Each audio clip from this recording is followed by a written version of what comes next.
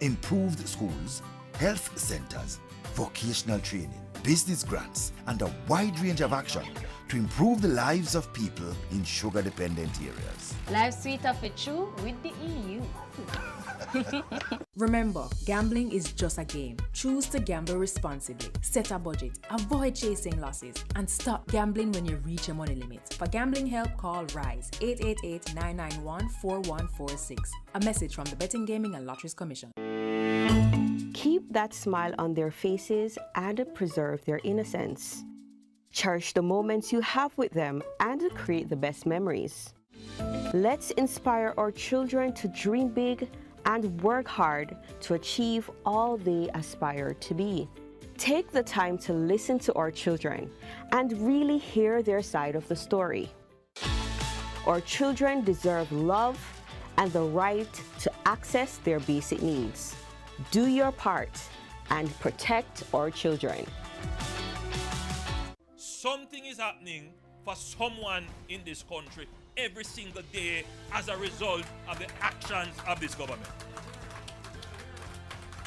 The beneficiary of this house and the hundreds of people who have benefited so far, they feel good and their families feel good. Oh, I'm on top of the world. It's just a dream come true. Somebody see that me deserve it and then brought it to life for me.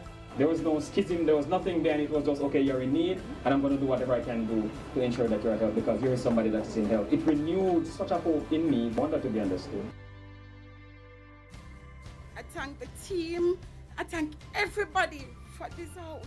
We must take all steps to ensure that whoever is the beneficiary is genuinely in need and deserving of it.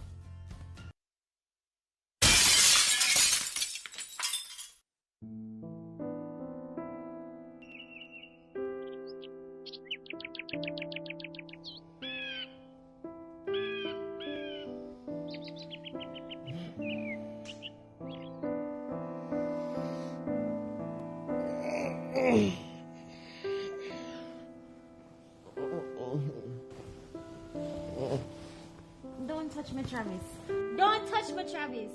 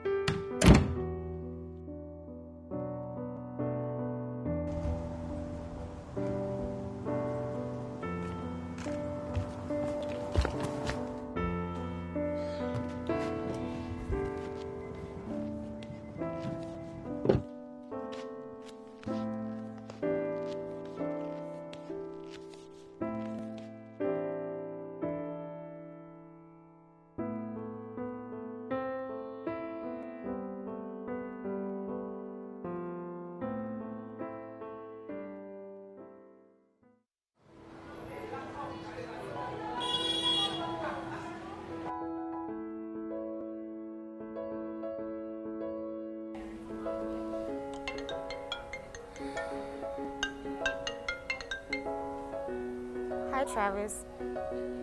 I'm at the salon. I'll be home soon, alright?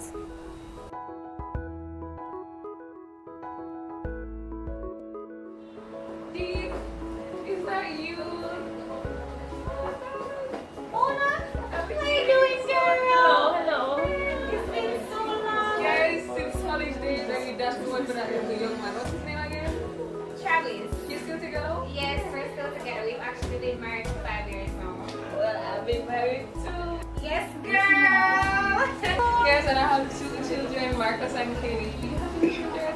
Well, you know, it's getting there. Hi, Roddy. Yes, I'll come right now, Yes, I'll be there soon. Wait, I is have everything to okay? go. Where are you going? Can I have your number? Sure. 444 5043. Alright, bye. Wait, you can't call me after 7. Why I can't call you after Because I need to 7? get my beauty rest, girl. Alright, bye. Take care, bye.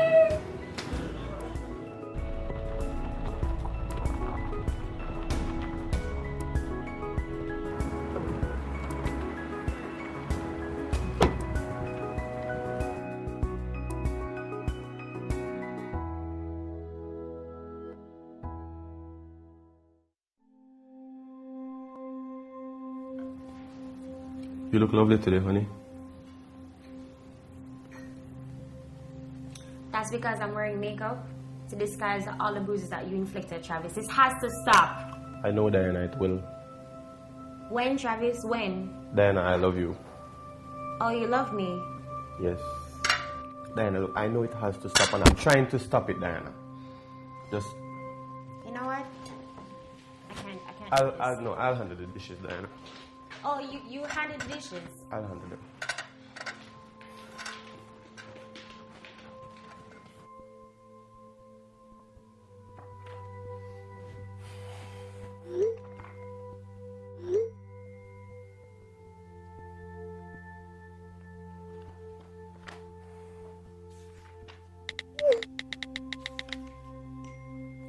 Diana, give me your phone. Diana, give me your phone.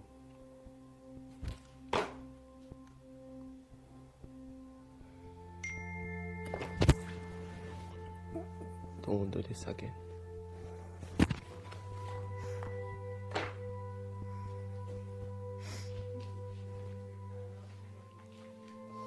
Good.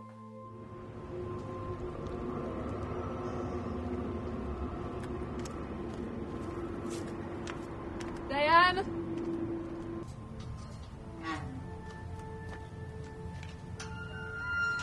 Diane?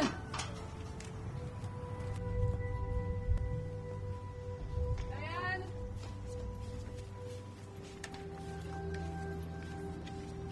Diane?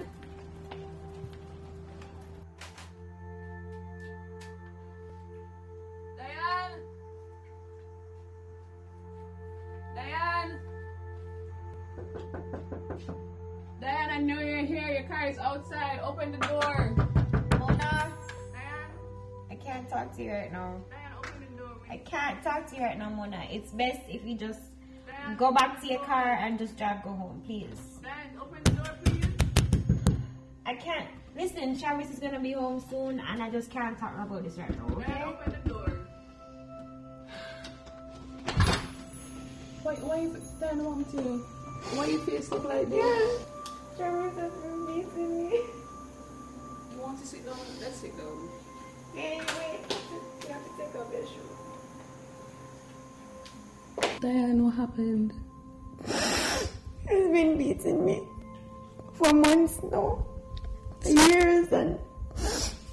Diane, you can't live like this. Come and stay with me. I have enough room. You can stay till you get back on your feet.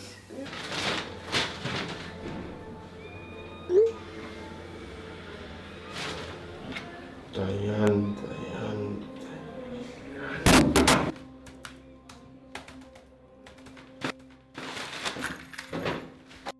He isolates me from my family and from my friends and takes away my phone for months, and I just can't do it anymore. You need to talk to somebody. I can't live with you living like this. That you can't come to my place. No, it's okay. I just don't know what to do anymore. Diane, we can't do this. No, I can't. No, I can't live like this, Diane. No. Come out of my house. No. Come out of my house.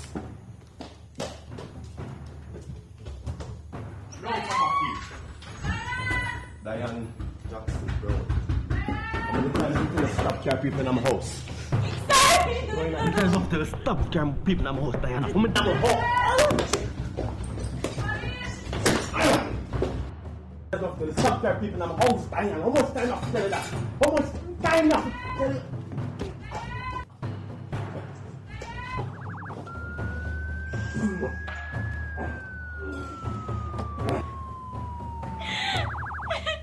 No, me.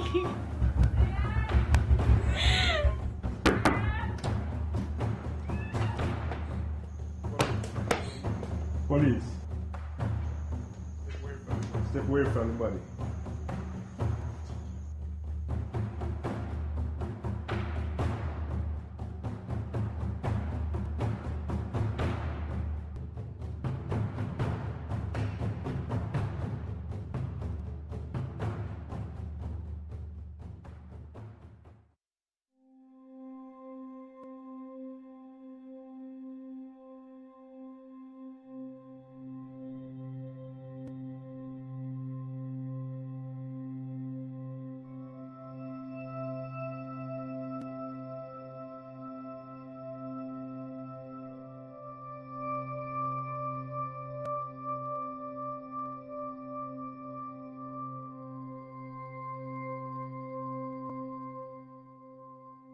Hi Diane, thank you for agreeing to do this interview.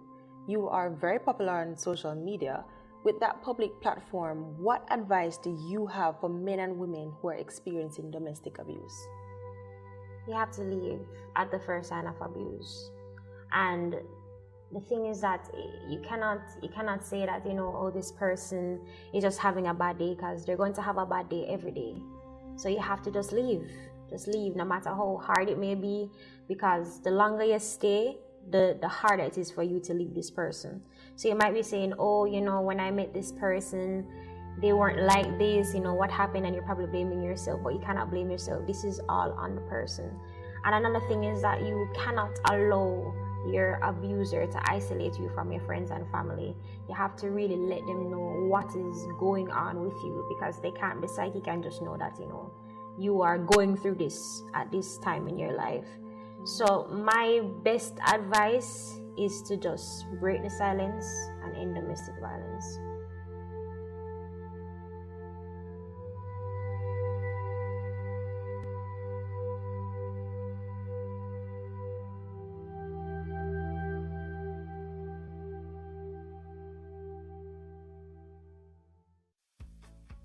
It's here, Jamaica's new polymer banknotes. Polymer banknotes are produced from a thin, transparent and flexible plastic film. Why the transition from paper to polymer? Polymer banknotes stay cleaner, they're more difficult to counterfeit, and they last longer. Plus, special features on the notes, like those developed for the visually impaired, last for the entire lifespan of the notes. The introduction of polymer banknotes will increase the average circulation life of notes by at least 50%. As a result, orders for banknotes will be reduced, and Bank of Jamaica will realize savings. Look out for your new polymer banknotes. If you no want pop down and fenke, you fi burn mosquito and run with dengue. So no make water cycle in open container. For them to read up under the danger. Usher them out, run them away.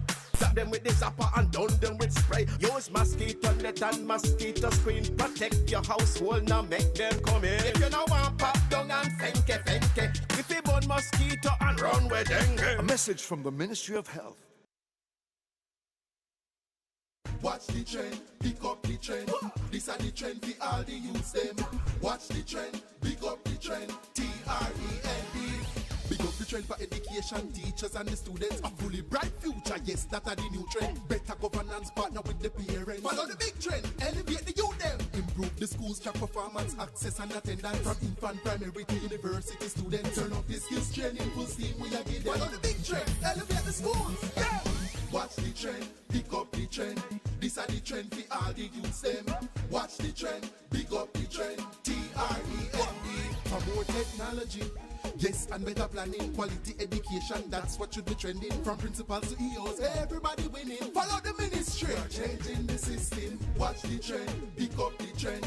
This is Trend, Transforming Education for National Development, a program designed by the Ministry of Education and Youth to transform Jamaica's education system for a brighter tomorrow.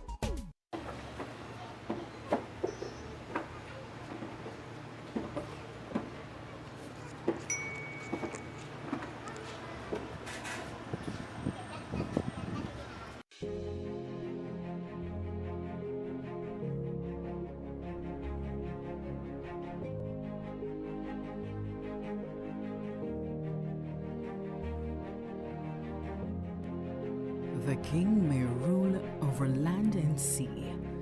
The Lord may live right royally. The soldier ride in pomp and pride. The sailor roam over ocean wide. But this or that, whatever befall, the farmer, he must feed them all. The writer thinks, the poet sings. The craftsman fashion wondrous things. The doctor heals, the lawyer pleads, the miner follows the precious leads. But this or that, whatever befall, the farmer, he must feed them all. The merchant, he may buy and sell, the teacher do his duty well. But men may toil through busy days, or men may stroll through pleasant ways. From king to beggar, whatever befall, the farmer, he must feed them all. The farmer's trade is one of worth. He's partner with the sky and earth. He's partner with the sun and rain, and no man loses for his gain.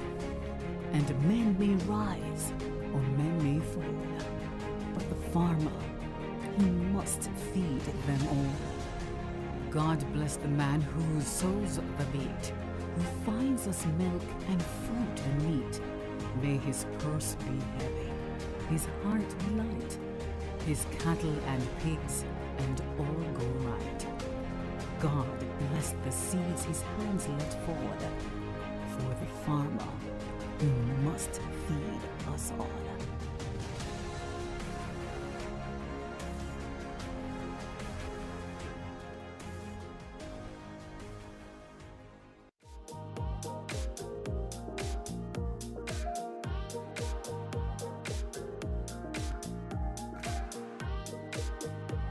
Persons with disabilities have abilities too, and that our responsibility is to focus on their abilities and to help them to nurture those abilities so they can blossom like a beautiful flower.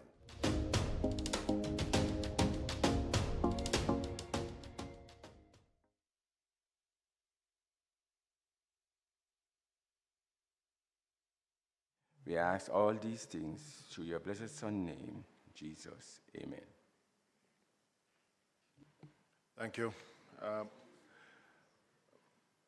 Members, let me welcome the three members that are present to another sitting of the PAAC. We were slated to have the Ministry of Economic Growth and Job Creation dealing with the whole thing of climate change and garbage disposal. We're trying to get both Ministry of Economic Growth and the Ministry of Local Government together, since both have some oversight of the issues. We had a challenge in getting both of them, the Ministry of Local Government and Economic Growth, at the same time, the date. So we decided to move forward with the Ministry of Local Government. At another date, we will get the Ministry of Economic Growth. We also invited the Climate Change Department at the University of the West Indies, which would want to come with Ministry of Economic Growth. Suffice to say, we have the Ministry of Local Government here, and we will deal with the solid waste component to it today. So let me welcome each member, and thanks for making it on time. Item 4, apologies for absence. The only apology we have gotten is from member Hamilton.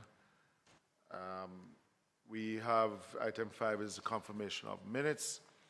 Members, we have some outstanding minutes to confirm. We have minutes from the sitting of November 8th, which is the Ministry of Labor and Social Security.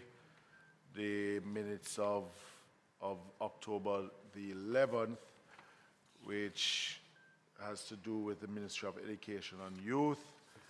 We also have the minutes, October 18th, which had to do with the Heart Trust NTA. Are there any corrections? Any corrections or amendments to those minutes? None? Can I move for the confirmation of these minutes? So moved by Member Jackson, seconded by Member Siblis. Thank you. All right, members, to the new business.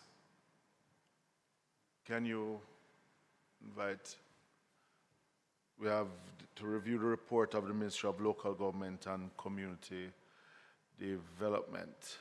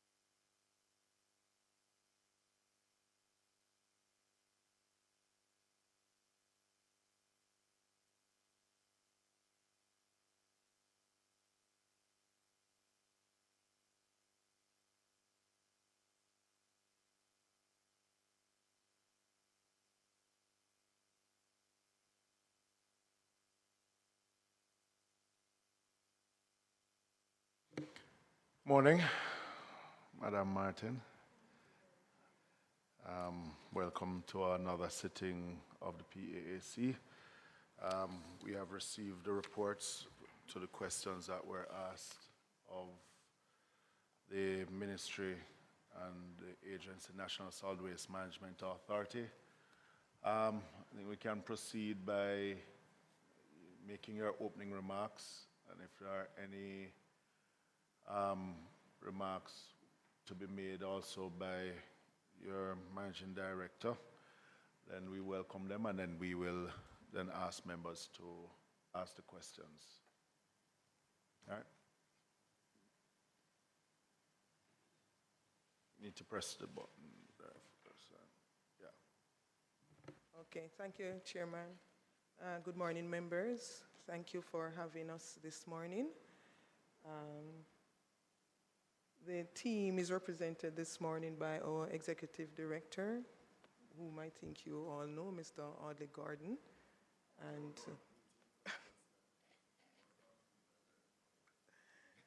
and he's supported by his team, Edson Carr and Kimberly Blair. And of course, I'm supported by my PFO, Mrs. Anisha Gordon McFarling. So, Chairman, we would have responded to the queries initially last year, and we got a further query in respect of recycling operations and related matters that the NSWMA would have provided a report that was tabled earlier in October. And so we have presented ourselves this morning further to an invitation to appear. Is there anything okay, Mr. Thank you very much, Chairman. Good morning to the committee members. We are honored to come down, always treasure the moment to appear and to give account of our stewardship. The NSWMA has been long partnering with various bodies, to include Recycling Partners of Jamaica, to rid the waste stream of recycled materials like plastic. And we'll be happy to share some of our data with the committee and to discuss with the committee how we can move the process forward so that the entire Jamaica can be engaged in recycling. The time has long come for us to have that sort of separation at source, and that's something I'll be happy to discuss with the committee.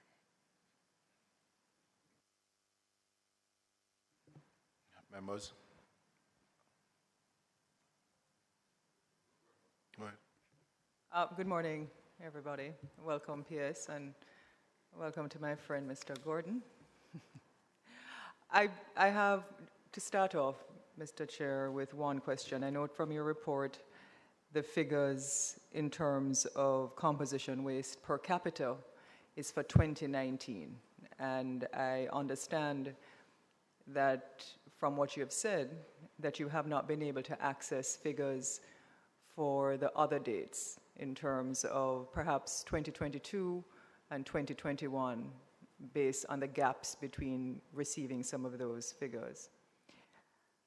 And my question is, based on what you've reported here in terms of the estimated annual generation of plastics, as an example, which is about 182 million tons that Jamaica has generated in terms of plastic disposal waste.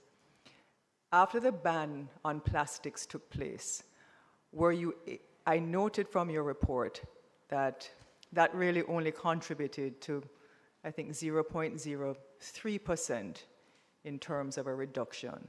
Is that an accurate statement? This is what you had in your report. The report is accurate only to the extent that the ban on plastic really spoke to mainly to single-use bags, etc., which would not be the where the problem is, member. The problem is, for us, is really the PET bottles and the styrofoam boxes and all that. Those are the things that clog your drains. Those are stuff that when the wind and the water, if you have rain, it floats along and it goes all in the culverts, in the drains, the gullies, and create mayhem. So we want to arrest those. Plus, the breakdown rate of those, up to plus 700, 800, even 1,000 years, depending on who you talk to, for those things to break down. So we focus, our focus at the NSWMA is primarily to rid the waste stream of plastic bottles. And we can tell you more about the types of bottles that we try, but that's where our focus is. My follow-up question, Mr. Chairman, is this, and I'm glad you said that. And certainly in reading your report, it became very clear that it is private entities that are, one, responsible for the necessarily recycling and the separation of recycling material. Because from your report, when garbage is collected, it's not separated at the dumps. Is that because your policy is not to do it? Are your people not trained to do it? Or you don't have the budget? Because from what I see in terms of your garbage collection and disposal, you have a budget that's really not enough. It's about 2.2 something billion from what I've seen in the estimates. So what would it take, Mr. Gordon, for your entity to take this on as a very important exercise helping towards climate change, climate justice, and even as a member of parliament, ensuring that when it rains, our roads are protected so that the drains are free? What will it take for the NWSMA to be properly equipped to take on the activity of proper plastic, in this case, proper plastic disposal, because it accounts for the majority of waste in Jamaica? If you have in excess of 182 million tons, not pounds, tons of plastic disposed of on an annual basis, going by your 2019 figures, this is real cause for concern. And how do we get your entity, which is really responsible for island-wide garbage disposal and collection, to take that on? Firstly, I would say that the plastic remains a clear and present danger to the environment. And it's not just Jamaica, it's all over the world. We are pretty much playing catch-up. We should have been far farther along. And this is a collective criticism for us as a society. We should by now be separating garbage at source. We should have been separating garbage at source by now. But there are a lot of impediments, and the committee's time wouldn't be best served by going into all the details of why. But just one, I would highlight that the critical regulations to support the NSWM Act, which was promulgated in 2001, those regulations, critical pieces of regulations, are still not in place. That's 22 years, still not in place. But I will not dwell on it. I'm going to go to what we are trying to do.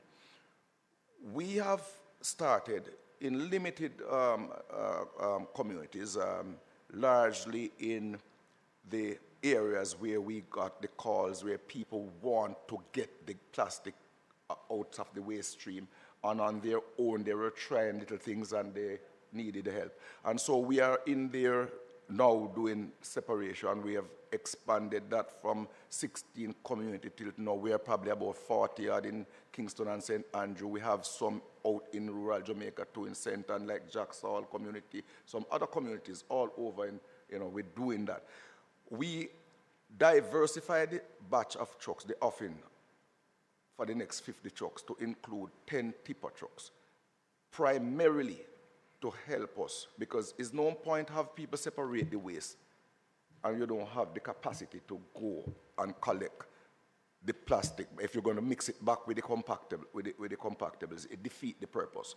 So we are trying to expand the range. We don't currently have tipper trucks. I think we only have about 5 for the entire island, which is just not it's a drop in the bucket. The 10 won't satisfy us totally, but it will help us to spread separation nationally, even if we have to go communities by community and then phase it in over time as we get more tipper trucks. But we must move to a national separation of plastic, and that's where we're headed. Now, we also have to do more with our public education, because make no mistake about it, trucks only provide one component in the challenge. There is another component. If people don't begin to feel a sense of responsibility for the waste that they generate, then the trucks don't help you. So what we have to do in getting the trucks and expanding our capacity to move the garbage, to move those plastics when they are separated, we must run a parallel public education program to get people sensitized. The good news, though, committee members, people are all over Jamaica because they travel abroad. Some of them lived abroad, and then they see how things are done in other places, and they know the best practices. So we believe that it won't be a difficult sell for the separation of plastic, but we still would have to do more in terms of our public education. But as an agency, we know what to do, we're quite capable, were we to be resourced and to get the sort of buy-in from the public.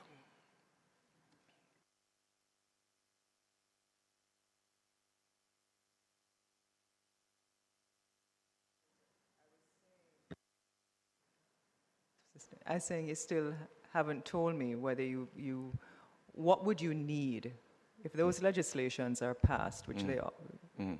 What would you realistically need to make this actionable? Because it's an urgent situation. So what additions in the budget would you need? For the separation of plastic, we would love to see separation at source, which means, and I'm not prepared to give you details as to what it would cost now in terms of receptacles, but it would mean that we would have to have at each gate across Jamaica, like you see in other countries, yes, separate containers for. So it is something that we can easily, I'm sure that the planning department already started working on the details of that, but that is one thing that would have to happen. We would have to say to people that this is how it is done, but we have to not many people, I can't think of, maybe 30% of the population would buy their receptacles. But you probably have a 70% or probably 50%, 60% that would have to be, we're probably going to have to help them to put the receptacles in place. But if you're rolling out a national separation, it would be critical to have the separation being, even in a piloted way, be funded so that we can get the people to sort of see the rhythm, feel it, and then buy in. I don't think people just get up and just start to buy receptacles, because we have seen a challenge, even in the areas that call us, that we seed it with plastic bags, with the biodegradable bags. We have to seed it for it to develop the rhythm. So we think we will have to do the same thing at source in terms of receptacles, and then use a pilot community to say, look, see the 3 receptacles here, see how you do it, and then we take it from there. So we can work out those figures for you, but we will have to have the separation at source, we will have to have the public education, and we will have to have additional tipper trucks. We already are down the wicket on that one, we will need more.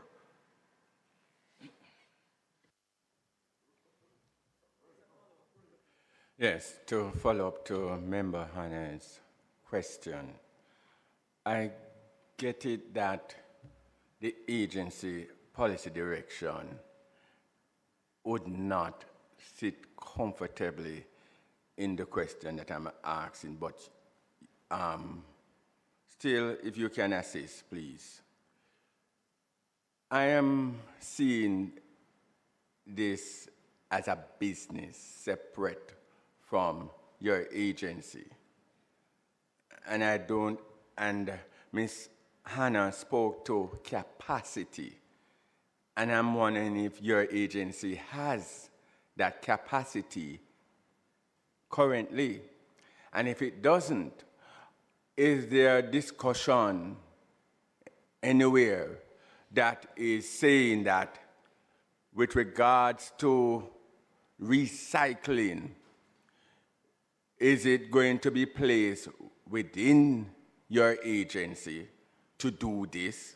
Or are you moving away from this, the agency doing this kind of business and putting it rightfully in the private sector? That's one. The follow-up to that, if the answer is in the positive, is there any discussion with any funding agency to help to stimulate the private sector to take on this necessary environmental business that is not just profitable in dollars and cents, but profitable to the environment? Thank you.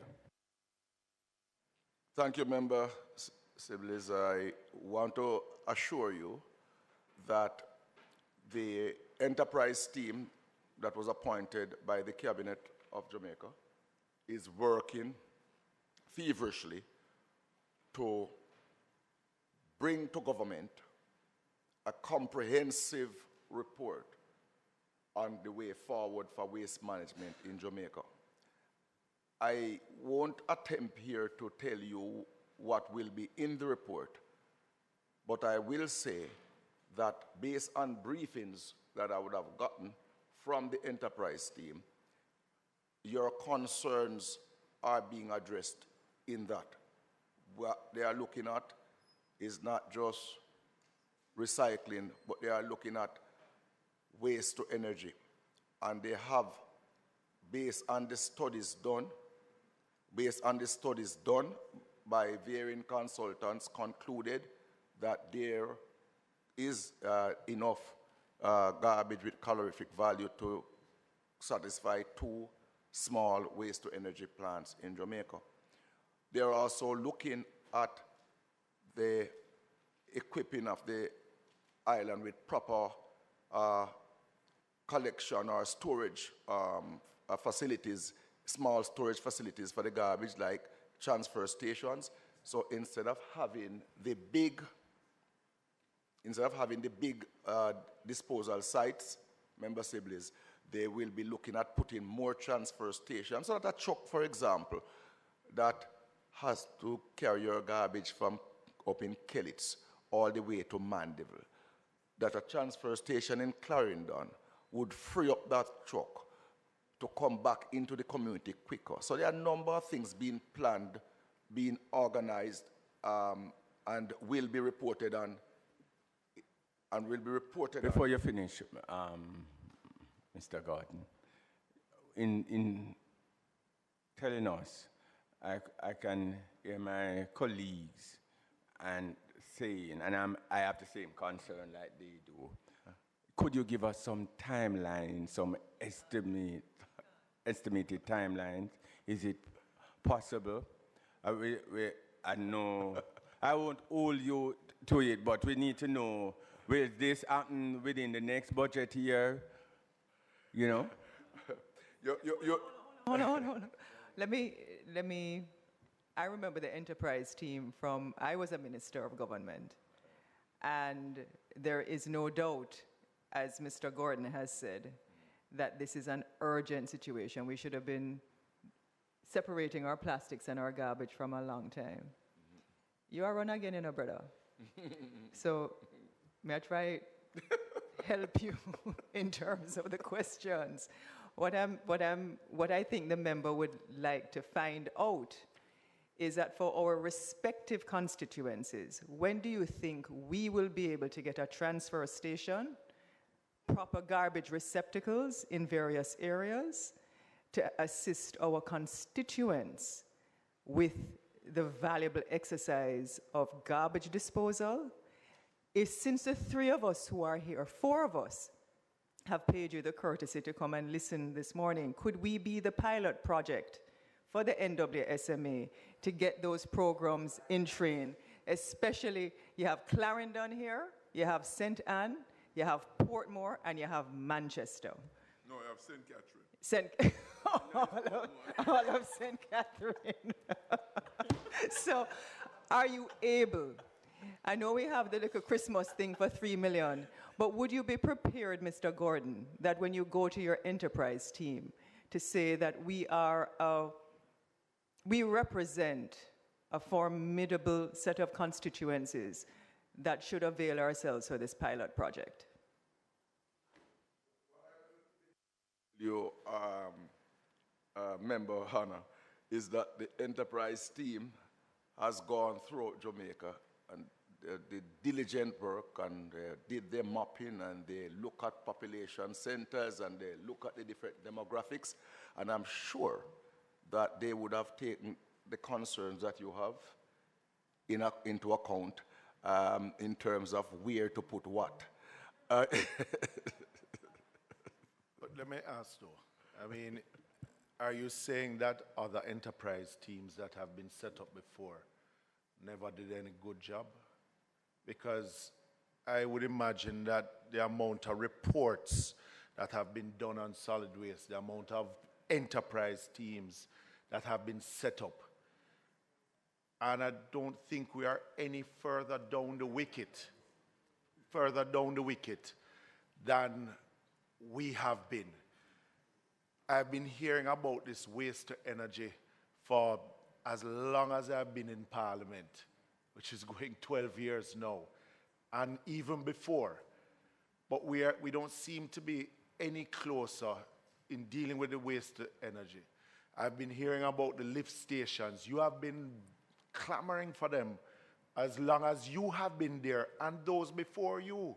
So, you know, each time that we hear of a new enterprise team, we hear of a new report, but yet still we don't get to that point of where we want to be. It becomes redundant after a while. Yeah? And I know you are the messenger. I know you don't do the budget. You ask for a budget, and you probably get half of what you ask for. But there are some low-hanging fruits that can be dealt with.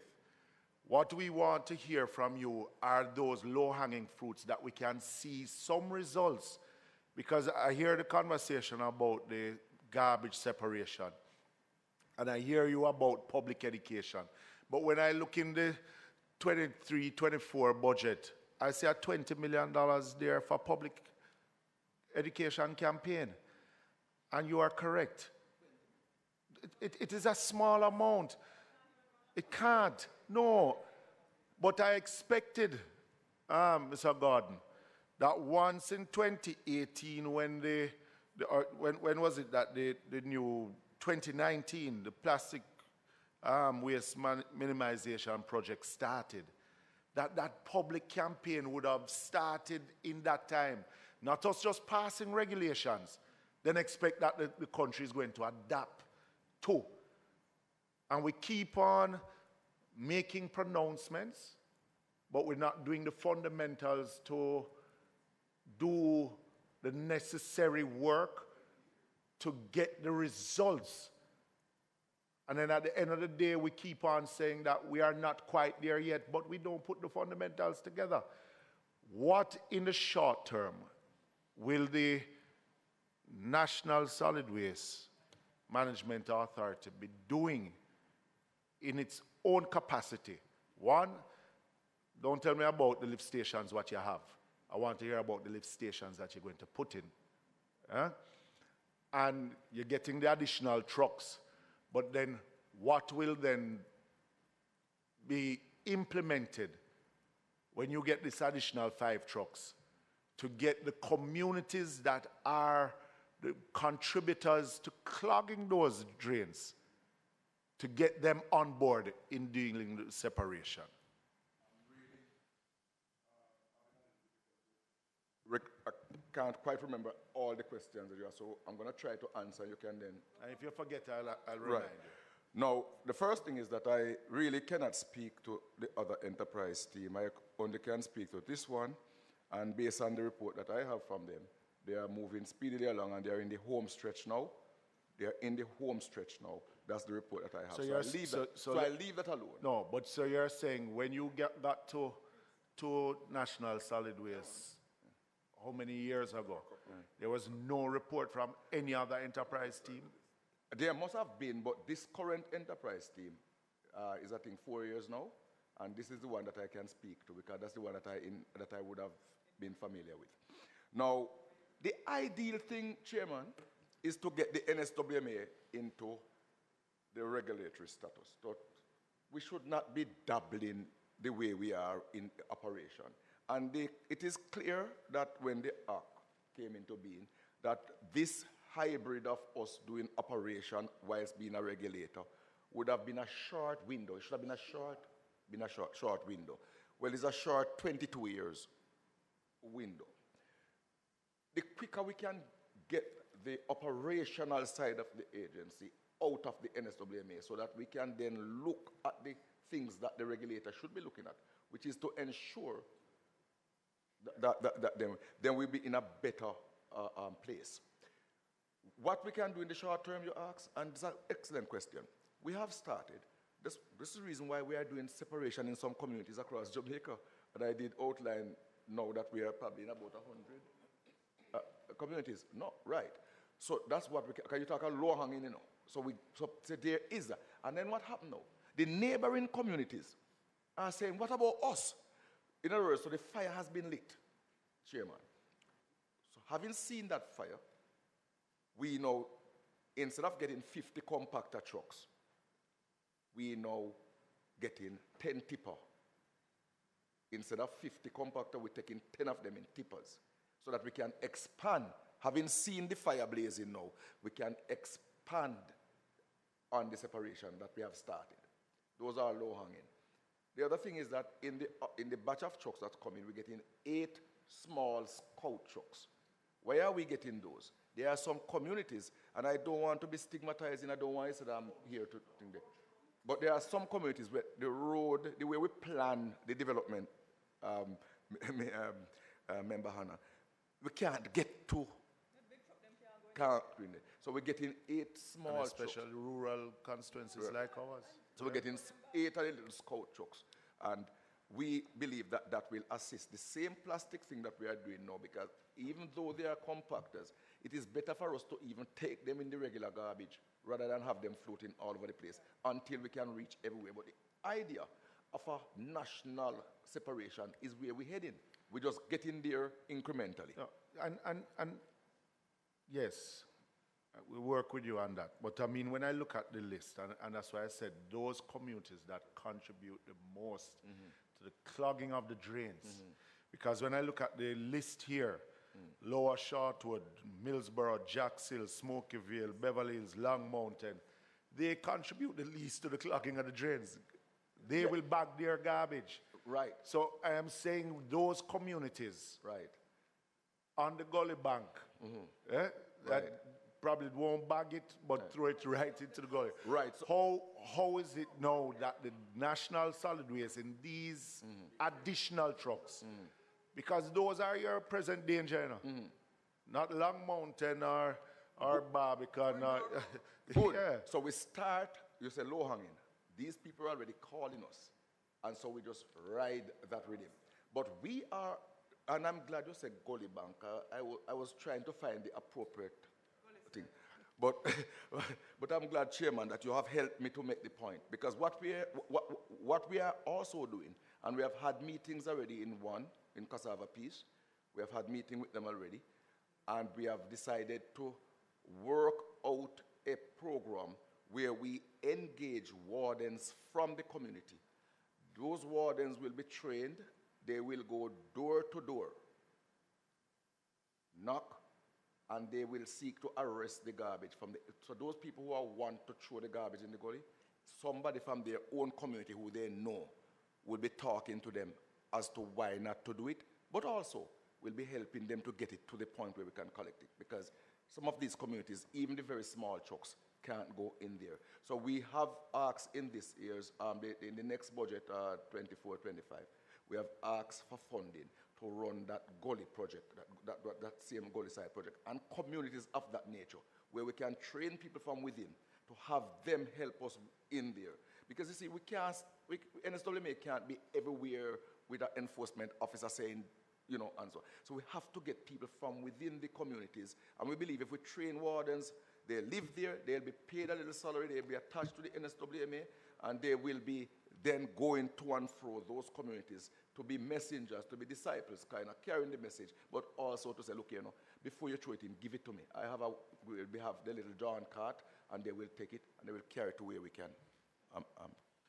Before you go, Member Jackson, let me welcome the students from Cedric Titus High School to a sitting of the PAAC here in Parliament. Right. Member Jackson. Thank you, Chairman. Mr. Gordon, sitting here and listening is a bit distressing. Very, very distressing. Let us start with the enterprise team. Member Hannah indicated how long this enterprise team has been set up. Almost 20 years. 20 years. What not the same, not this one. This one is 4 years. No, that's the point he's making. Oh, you mean they're combined? Yes, okay. yes. All right, good point. We have all these sittings by these committees on the same subject, and it remains the same. Nothing changed. What that says for us? What that says for us? So it's not a matter of my opinion or what I think or what I feel. It's a matter of fact. It's what I call one of those uncomfortable truths. And the only way it can change is if we change how we do things. Correct. So it gave no comfort to me, Mr. Gordon, with all due respect. They tell me about this enterprise team that is meeting and is going to come out with a report. We've been hearing that for 20 years. And this one you referred to has been there for 4 years. And nothing by your current team. 4 years, as you have said. And they're still yet to put something out for action that is affecting people's lives on an everyday basis. That's a once in a blue moon. Everyday basis. The waste management, another one. In fact, it started around that, if I recall correctly. And the dumps are the same. No, they're not. Basically. No, man. I will get a chance. No, the whole idea behind it is to how to convert how they are, how we manage, right, and how we utilize what is produced at the dump. Yeah, I think you might be moving some tiles from Riverton City now. I'll ask you to give an update on where that is going, because I remember one conversation you and I had, and you indicate to me that the tires in the dump was one of your major concerns. Yeah. Once there's fire at Riverton City, it becomes challenging to manage and the impact of the smoke and so forth over the urban area. So I'll ask you to respond to that. The transfer station again, you know, Lisa, when you mention about it, you crack me up, right? There was this extensive discussions about the transfer station, and the communities were identified, as MP I was asked to identify areas too in my constituency for this transfer station. And we got excited that there's some manageability in this. It is where it is, just the same. Thirdly, I listen with a bit of enthusiasm about the separation of garbage with the plastics and so on. we can't provide enough trucks to move the everyday garbage, which is a threat to everyday life. And the ordinary trucks, compactor trucks, right? You got 50 trucks last year, and there was a big celebration about you have come here, to your credit, and I'll say it openly, you have never shied away from highlighting the real challenges that you face in getting the job done. All right? You have never,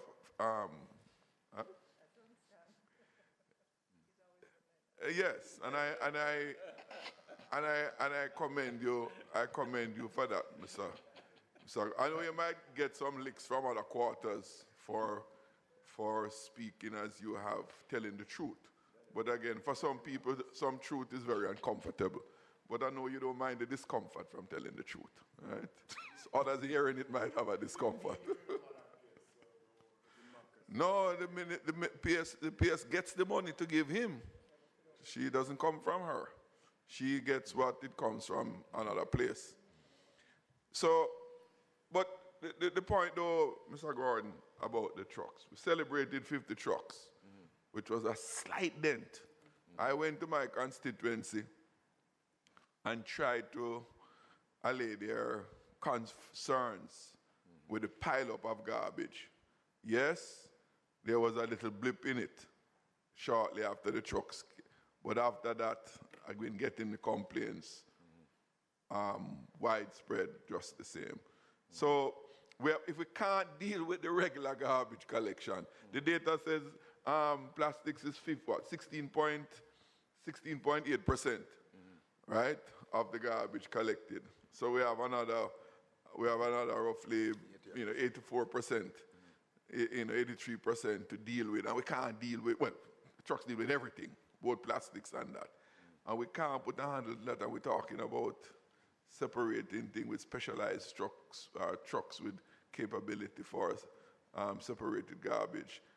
I am not hopeful, tell you the truth. I'm not hopeful. Specialized trucks? No, when you separate the garbage, right, and the trucks come to collect them, well, in some jurisdiction I know it's one truck they use to collect. Those are not one. But the trucks have different things to take the different kind of garbage. It's the regular tippers we get. Okay. No, you use. No, but I was talking in a more advanced, developed scenario where you have the trucks so equipped to deal with those separated garbage. So I'm not hopeful for that. So I just want to ask you, humbly, when the constituents of mine in South St. Catherine, going into the Christmas season, I know there's some allocation for a big cleanup. And this is one of the things that garbage occur right through the year. Recurring. It doesn't occur at seasons. Recurring. And there's no recurring provision. Then there's going to be a recurring pile-up, right? So, with what you have now, with the 50 you have gotten recently, one, when do you expect to get some more trucks? And how much do you expect to get? And just by a rough calculation, to what extent it would contribute to reducing the pile-up and make for a very more acceptable frequency of collection in the communities where people have to live with the garbage. All right, Chairman, I will be happy to give some hope to Member Jackson. Firstly, so the first concern you raised was about the plethora of enterprise teams over the decades. And I really would share the frustration as a citizen that we're not getting it right. And I did say earlier that we should have been far farther ahead. So I share that concern. But I must be hopeful that in my time, I'll deliver on it. I have to be hopeful, and I believe that based on the briefings that I've had, that's kind of you, but I hope that I won't have to wait that long for, for this. But I'm very optimistic about the future of this current set of talks in the enterprise team. I believe that they're in the home stretch now, member. And let us be hopeful that something good happen, because, yeah, we have waited long. So let us at least be hopeful. We talk about the tires at the Riverton, and it's not just the Riverton, but Riverton mainly. We do have in place an MOU with a private sector entity, and is it going at the rate that I would like? No. It's a little slow in moving. The truth be told, you mentioned about the recurring nature of garbage. So is tires. So when we move out tires, tires are moving in. So unless you're moving out twice, that's coming in, you really don't see a huge difference. So we are talking to other people also, because we realize that the capacity to move based on the amount that we have, that one entity would not suffice. The transfer stations, it's an argument that is ongoing. We know the need for it, and I don't have to tell you the costs involved in loading a truck in Westmoreland and traveling 70 miles to retirement with the garbage. Member Civil's constituency is another point of reference. You know, you're moving garbage from Kellits all the way down the road through Clarendon to go to Mandeville. You know, those kind of things. It is just, geographically, the spread of disposal site is not helpful. It don't make for an efficient delivery of the service. We have to travel far too long with the garbage in a truck, polluting the air with the carbon monoxide, wasting a lot of diesel fuel, etc., etc. But what I will say on transfer station, at our last retreat, Minister Mackenzie made it abundantly clear that we should start with at least 2 of those little lift stations in this budget cycle.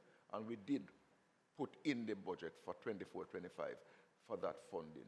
So I'm hoping that you will use your collective efforts to help us to get that we can put at least 2 in. The third thing you mentioned is the 50 trucks that were celebrated. Yes, we did celebrate, and we still celebrate those 50 trucks. If they didn't come at the time they did, we would be having a totally different conversation now, because the fleet at the NSWMA,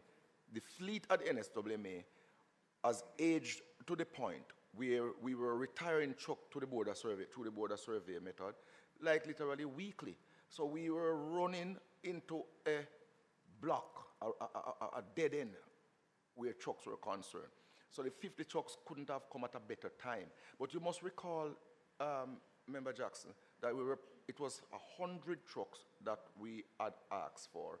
We got 50 with a deferral of the other 50, which is being procured now. Happy to report that all that was to be done by our side, the NSWMA, has been done in terms of the procurement.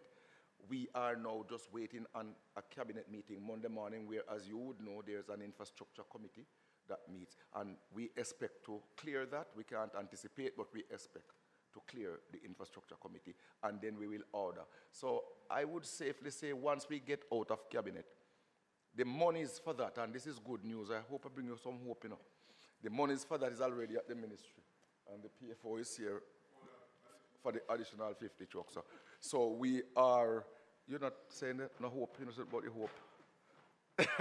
All right, but so we expect that in another, once we clear cabinet and we get that final,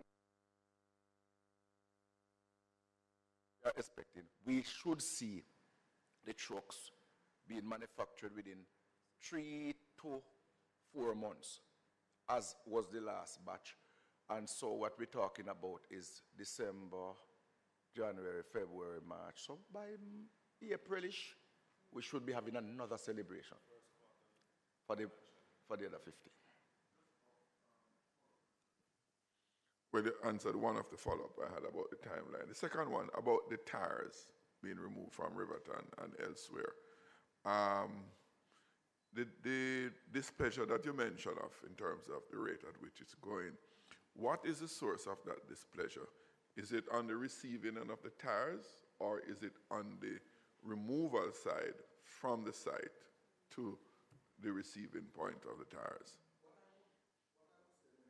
Is that the rate at which we get tires in, they would have to significantly increase their capacity to take it from us. So, in order for so is the receiving capacity is no, they take them to a site. They take them from Riverton to a user. But we have too much tires. We get in too much tires. So the one company, obviously, based on their need. Oh, so they're not consuming at the rate at which you should give them. Right. Okay. But the second part of that question, as you mentioned about you sending out and you receiving at the other end, could you make an arrangement that the receivers sort of program straight to point B? Very difficult. We thought of that. We look at it, but Member Jackson have some tires over in Portmore. Member Sibley's have some used tires up in Kellits. Member Lee have some in Brownstone. They aren't going to foot the bill to carry it to, they're going to put it on our truck, or they're going to, the easiest way to dispose of it. So it's very difficult. It's not like tires are one place that you could say, go. So we are stuck in this But I don't know. I don't want to try to work out small details here, but and I probably talk to you about that outside of here. But you know, a third party handling, you know, from there to there, since you do incur costs, to you pay for them to be transported from your site to the user, or the user pays for them to come to them. That is in the MOU, I think. What is in the MOU? I think the ministry. It's shared. It's shared. Right. But given that there's a cost, you know, to avoid the double handling, come to you, then go to them. It could be done from the site straight to them. But anyway, I won't detain the committee's meeting with that. Mr. Chair, I have 4 questions for you. I want to go back to the waste category of plastics. And I need you to help me to understand the metrics of it. So you have, I'm going to take you to the first table on your report. So the composition in terms of a waste stream is 16.8% of the overall generation. Now, if you go over to the per capita, which in other words is how much plastic waste every single Jamaican generates on an annual basis, that is 1.09. Is that tons, kilograms? What is that? It's not listed. It's kg, so every per capita, every, okay, no, it's not on the table.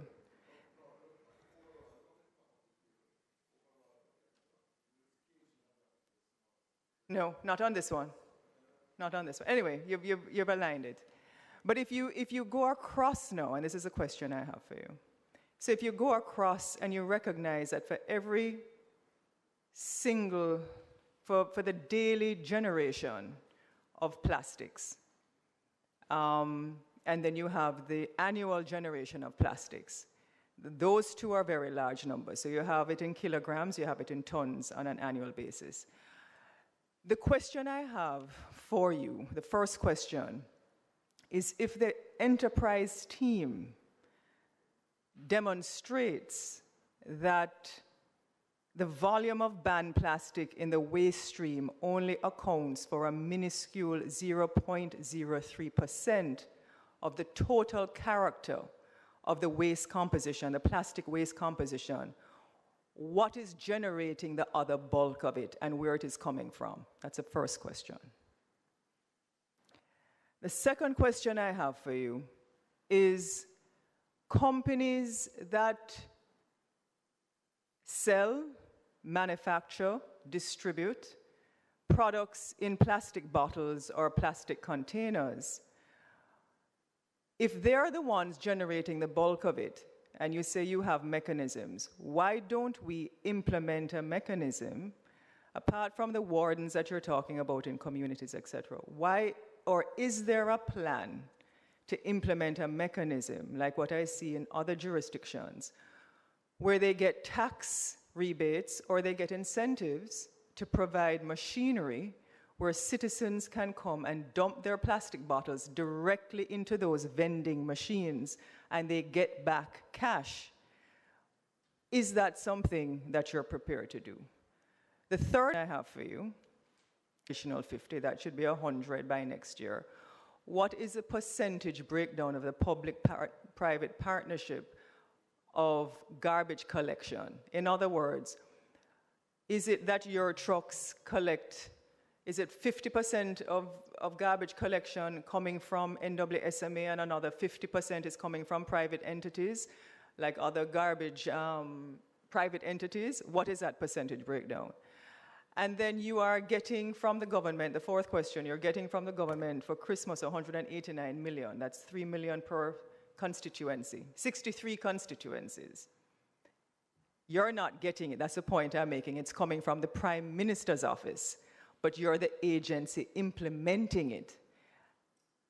Yes, you're supposed to. The MPs hang on. And so the question I have for you is that the fourth question is how, if you're even trying to do this new policy in terms of garbage separation and plastic separation, when the policy in and of itself for even one-off garbage collection, you're still not in a position to receive that money directly. You really are just an implementing agency. How will you plan to change that? Let me answer your last. Okay, go. Last question first. I want you to answer the first question first. And I just want succinct answers. You don't need to. No, remind me the first question. The first question was, what is the difference between hazardous waste and special waste? And why is it that if it is only 0.3%, 0.03% in terms of overall reduction in plastic waste, what is generating all of the others to account for the kilogram and the tons every year? Because you were saying earlier with the first question I asked you that it was single ban Use plastics, bags, right? So if every Jamaican is generating 1 kilogram, estimately is on per capita, that's annually. Why aren't we reducing more in terms of plastic waste? If the enterprise team says the ban on plastics is only accounting for 0.03%, why isn't this number lower per tons per capita a year? Why is it still so high if we have a ban on plastics? Really difficult to answer that question, Member Hannah, because I would have to do all sorts of studies as to why. What I do know is that we focused at the NSWMA largely on, as I said earlier, the problematic plastic bottles, etc.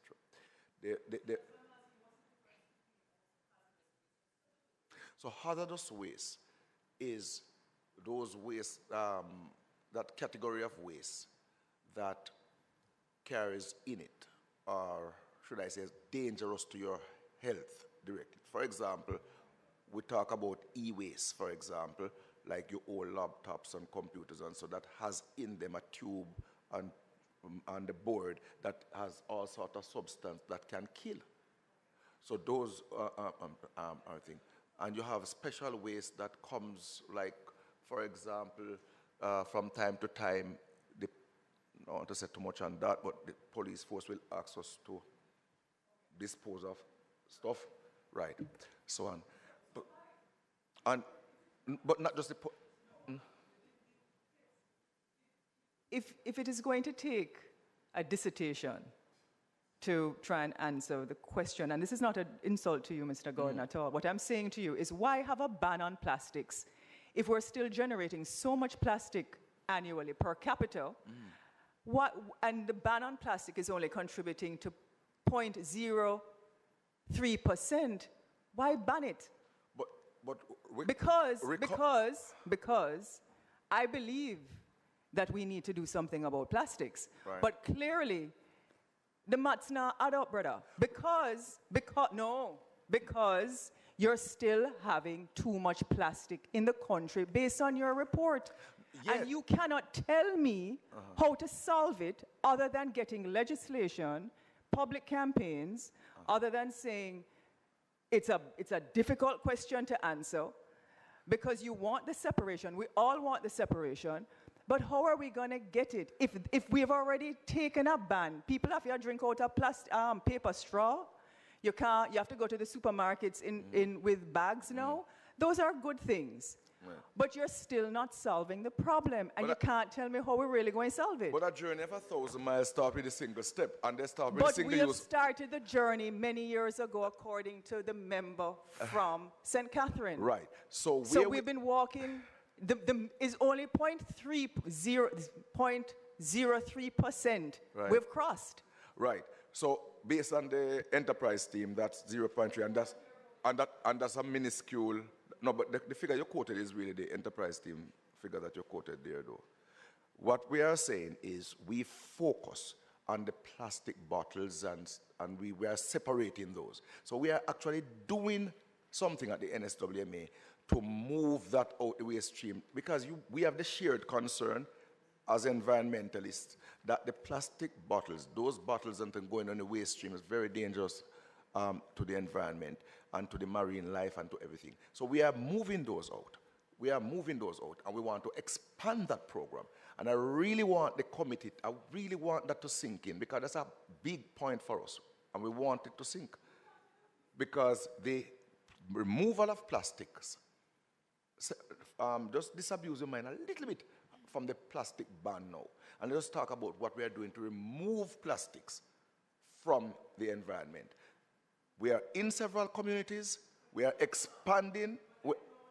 The public, and as a member of the public, to feel fooled into believing that this ban has created spectacular results. We don't have the figures for 2020, 2021, 2022 to demonstrate. Maybe it is larger, and maybe you should ask the enterprise team, how has the ban on plastics really affected positively the overall per capita reduction in terms of plastics? Because we don't have it. We only have it for 2019. Right. I am supportive. I understand the need for this. But it cannot be in terms of the metrics. And even if you're measuring your own key performance indicators about how to get this project going, and as a parliament, that is what we ought to be doing, is to try and move this in a direction. The enterprise team is doing one set. And I'm saying to you, as a person in the chair with the responsibility for leading garbage collection in this country, and the $2.2 billion that you get, you are the person that is supposed to be standing up and asking the government to give you the money so that you can put it in place. If the enterprise team has taken over 2 decades to get this done, Mr. Gordon, I guarantee you that even when my son gives me grandchildren, whenever that is, you still won't get it done. Well, and so all I'm saying to you is don't answer my question. Go back. It's when you get to the infrastructure committee on Monday, tell them I said that you need more money in your budget. Tell them the committee say you need more money. Because what you need are those receptacles. So the young people up there, ask all of them. If they got receptacles in their schools or at their home, they would encourage their parents or their grandmothers to separate. Stop waiting on the enterprise team. All right, so I hear your frustration, and I share it also because I live here too. But you, as a public servant, I get to play the hand that I draw. So I have to use what I have. I have to use what I have in the best way I can. And I have started with my team to separate plastics. We are doing an excellent job in those communities. We are expanding that across Jamaica with our additional trucks that we will be getting.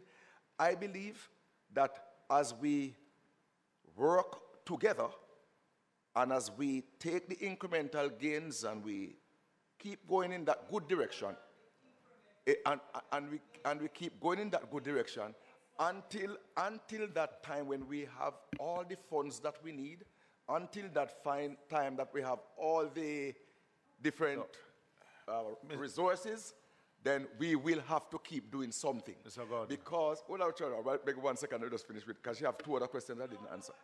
No, this is a follow-up on that one. Okay. Because the first question I would ask yourself and the PS, what is the terms of reference for this enterprise team? Oh, that could be, but your committee, have they not appeared before your committee chair? Because they could. The enterprise team, no. The reason. But we didn't have that, we don't have that here, but we could provide it. Is it one of their terms of reference is to deal with how we treat with the separation of garbage, of plastic waste, or the separation of garbage? Is that a part, to your memory, is it a part of their terms of reference? Or is it to deal with the waste to energy? No, it's wide-ranging, but I would prefer to have it furnished. Reason why I ask, and I would love to see that, because in your own response, the response that came to us, under this, supposed to be under your signature, success challenges with the efforts of ban single-use plastic bags. This is the last updated. The ban on single-use plastic is not an initiative undertaken by the National Solid Waste Management Authority or its parent ministry.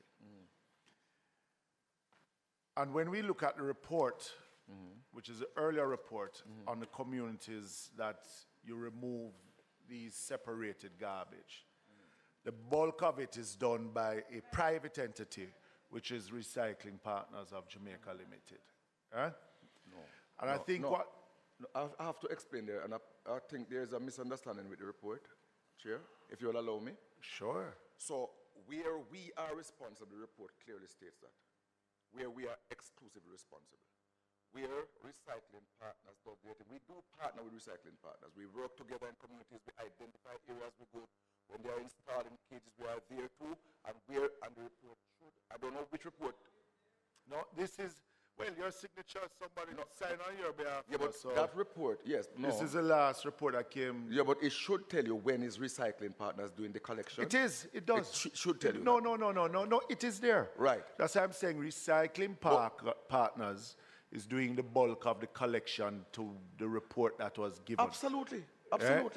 Well, absolutely. May not be, Kingston and St. Andrew where you're doing it. Right. I mean, the poundage is more compared to some of the communities that recycling deal with, right? So, but hold on. Let me just complete. And I think the issue that the member is describing, really, is that at 0.03%, in terms of the reduction of the character of waste, as you put it, which is the single-use plastic. I think the frustration that we face on this side is that we have heard you batting for the lift stations over the many years that you have been there, 8 years, 7 years? Going 8 now. Going 8 years. We see the legislation come in place in dealing with the whole matter of the single-use plastic. But the supporting elements that's supposed to deal with the reduction to give you a better reduction overall. And it's not really just an indictment on the National Solid Waste, but it is an indictment on the collective effort. It is an indictment on the collective effort in how it is that we pass the legislation, the regulations. We don't do the supporting public education. We don't do the supporting collection of it. So the reduction that you get is so minimal, right? That we're always going to play catch up. And why the frustration with what the member described with the enterprise team and the reports is the same thing we see in education. It is the same thing we see with solid waste. It's the same thing we're seeing right across government. I'm supporting the National Solid Waste Management Authority. Do you know why? All of us in here want to see the reduction, based on what Mr. Gordon has said. But what has clearly happened is either that was, I don't think it was done for optics, but I think there is a gap in the planning of the overall garbage reduction. And what I'm saying to you, Mr. Gordon, if nothing else, what this report should do for our committee, for the Parliament, for the Prime Minister's office, who is the other ministry that is responsible for garbage collection in its entirety, in addition to yours, is that you go back to the table. You don't need the enterprise team to do this, which is what we're saying. This is a policy directive. This is where people have to sit down now and say, look, you can't have single, it's not working. Let us put this in place. And we're going to need the budget to do the receptacles and all the other things for the campaigns that you need. But obviously something isn't working, because if it was the enterprise team that made sure there was a ban on single waste plastic uses, no, I'm asking. I'm not making a declarative statement. I'm asking. If that is the case, then this your rice you're not swell, brother, because something not working. And it's not working because your data says it's not working. I don't say this, you know. It's your numbers that say it. All right. So, Chairman, I think there is a huge misunderstanding, which I'm going to ask. No, hold on. Which I'm going to ask. Go ahead. First of all, we are talking about single-use plastic and the ban on single-use plastic. The legislation spoke to the ban on single-use plastic and straw and those stuff. Our efforts, our objectives, all our directives at the agency was focused on plastic bottles and those things, which are the major problem. Which is why I can talk to you straight without any document in front of me about what we are doing in those, with those category of waste. We are, hold on. We spoke to our partnership with recycling partners, and we spoke to what we are doing as an agency and what we intend to do when we get the additional trucks. Now, I really want my planner to clarify something with that 0.3%. I really, with your permission. Yeah. Sure. Good afternoon. So I think there is your name. So the name is Edson Carr. I'm the Projects and Planning Manager at the National Solid Waste Management Authority. Sure. All right, so firstly, the overall percentage based on the waste characterization study as it relates to plastics is 16.8%. But the figure that you have been speaking about today, the 0.03, isn't a reduction in the amount of single-use plastic. It is actually what is currently in the waste stream. So based... No, but no, so the thing about it is that the data previously, as it amounts to what the amount of single-use plastic is, we currently do not have that, because of the fact that we weren't focused on single-use plastics before, just on overall. Right. Let me say this, Mr. Carr. Let us not get too caught up on single-use plastic.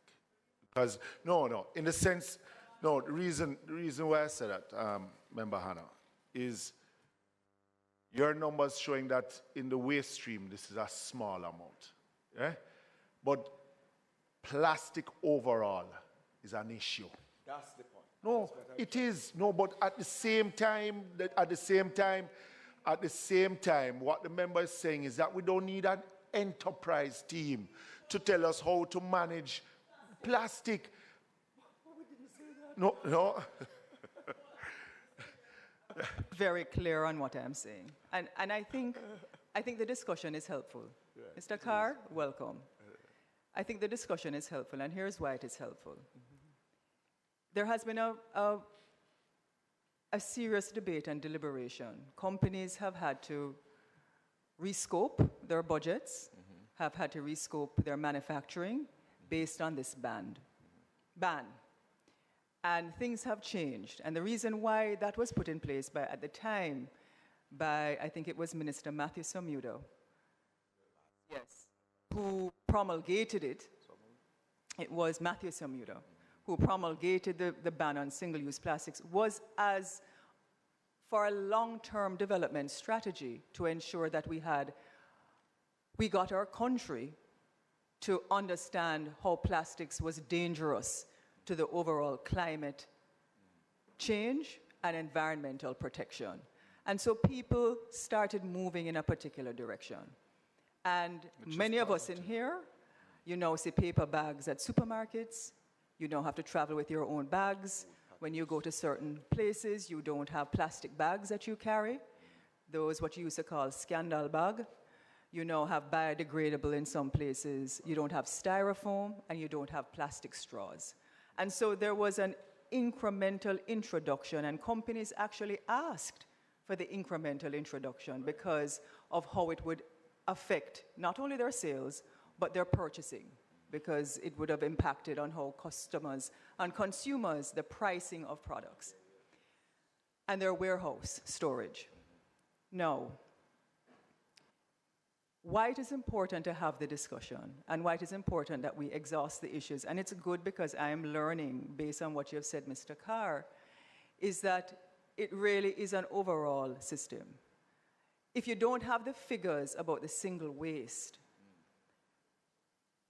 I'm glad you said so. It's also in the report. It's in the report, Siblis. It's in the report. But here is why the whole discussion is important, because it goes back to what Fitz was saying, even what you're saying, Mr. Gordon, about how do we effect real change at a governance level.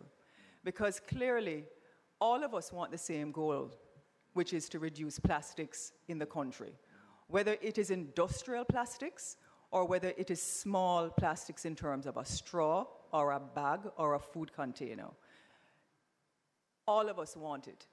But what we're seeing from the report is that we're not making a dent in that, even with the ban. And whether we call it single use, everyday use, what your report is saying is that there is a measurement as to how many people and how much plastic they use on an annual basis and even on a daily basis. And that plastic accounts for the majority of waste disposal in this country, the majority of it. And what we're trying to get to, so let's put that aside, Mr. Carr. Let's put the single waste and how much it is, and because now that we've established that it's not really making a dent, what we want to do is make a real quantum leap in terms of plastic disposal.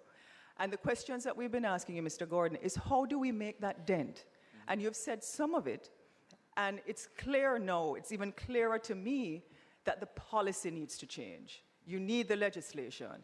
You need the policy between the Prime Minister's office, the Ministry of Local Government, to have a single ministry that deals with it, so that there's no cross-pollinization, no cross-fertilization, no crosses in terms of where budgets go, how they're spent, and any kind of confusion. If you are the person, if the NWSMA is in the legal entity responsible for garbage collection and disposal in this country, then are you to deal with plastic straight?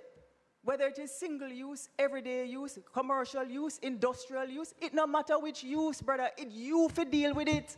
And you only have $2.2 billion for garbage disposal. You've only gotten an additional 100 trucks. You still don't have the receptacles. You still don't have the transfers. This is not a government all of us deal with garbage. We produce it every day.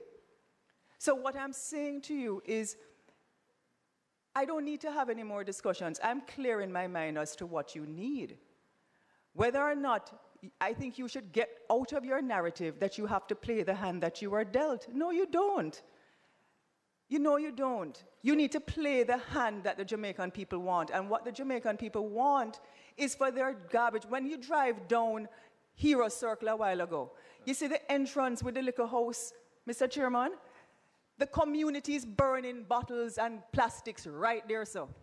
Right at the entrance of Heroes Park, in front of the Ministry of Finance. Seriously? No. Yes, in front of the Ministry of Labor. When you're driving up, go look. Chair.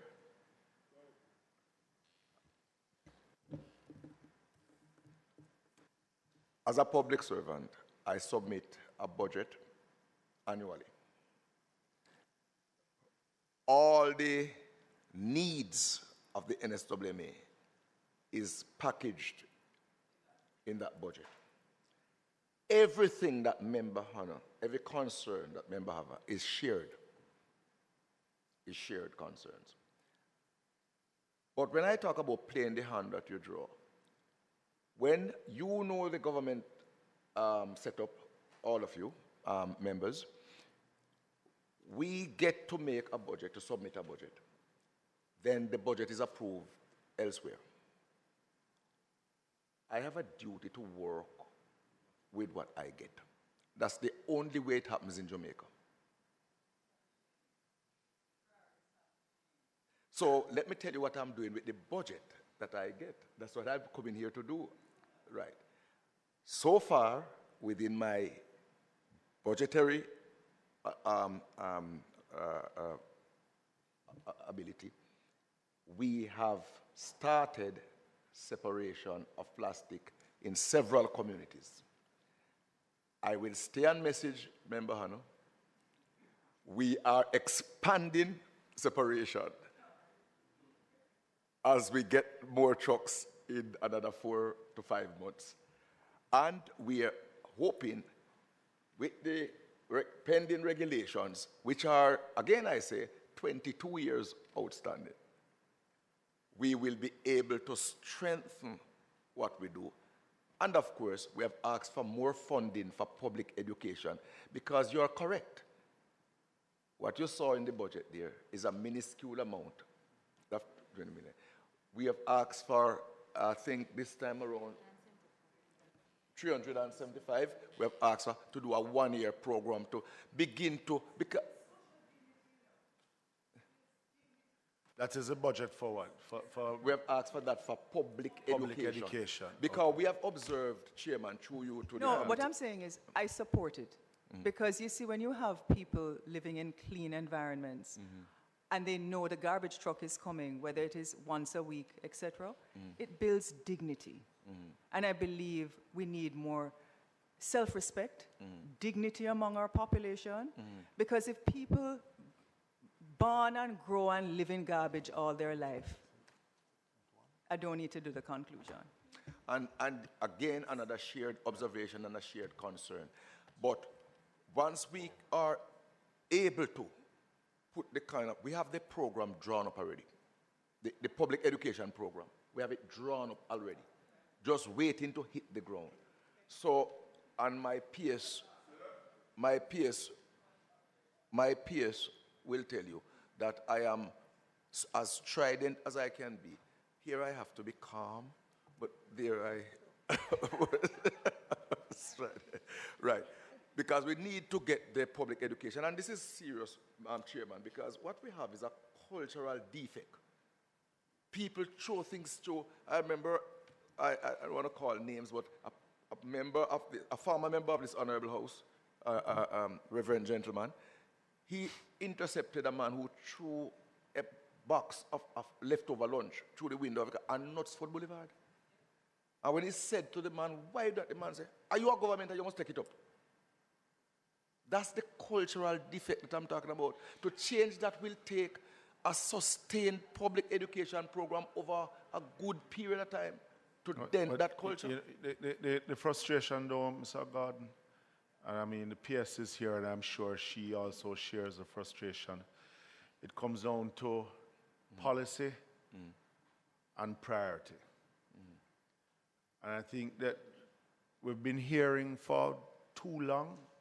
I mean, yourself and even directors before yourself about the budget that has been submitted, but the hand that they have played. And when you see, as I've said on many occasions in the House, if we spend the money on the front end on mitigation, we spend less after the crisis.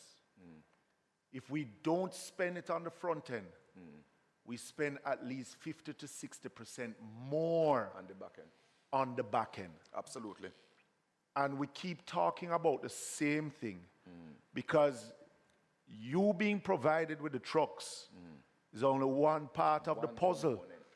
But if you don't do the public education and put the other elements in place, we will be back here in the next financial year and further talking about the same challenges. And because we have seen so many enterprise teams come and go, be it for waste energy, be it for other elements, you talking about lift stations, and we are still at the same place the years that you have been coming here, then our frustration is that where are we going? Because then we turn it around on the citizens that they're not bagging it, them not. This morning I had to call my parish office because of garbage build up in front of a school. Thank God I got just a while ago, a senior teacher messaged me to say that the truck is there. But it was on way. But no. But the complaint is about residents, how long the truck takes now to remove the garbage. Because if they had it in front of their houses, in containers, it is easier. But then there's so much uncertainty on when the truck is going to come, which causes another challenge. So if it is that we don't put the fundamentals together, your job becomes harder, the citizens get frustrated, and then we have different issues that circulate within the communities and the society. Right. So, our duty here is not to deal you a bad hand, for you to look as if you're incompetent, but it's how when we do the report, at the end of the year, we come back to at the end of the deliberations, that we come back to the parliament to say these are the things that are needed. And Chairman, I so welcome this meeting because it's at the time now when the budget has not been approved yet. So I want to let you know that the lift stations, 2 of them are in there. The 300 million for the additional public education that we want to do are there. And the money for the trucks. The trucks, we already have money for the trucks, but also we put in a few more trucks, Chairman, because what we don't want to have the fleet run down on us like has happened.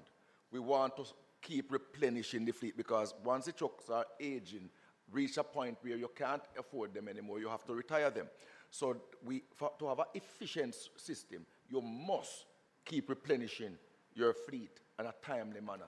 Chairman, I am humbled at this opportunity and I really look forward to the support of the committee to ensure that we get the budget that I call a proper fix. That's what I label the budget, a proper fix. It's a $23 billion budget, but it will provide the proper fix that is needed, and I hope that I will get that. Once we get that, the NSWMA can guarantee the country far superior solid waste management, but it will be over time because we have a culture that we have to work to change. But not only collecting the garbage, but how is the management of the dump sites themselves, cutting the cost in transportation, just as you speak about the lift stations and everything that we talk. And you leave out one important point before you go to Member Lee, Chairman. I know you know it, but you leave it out for maybe forget.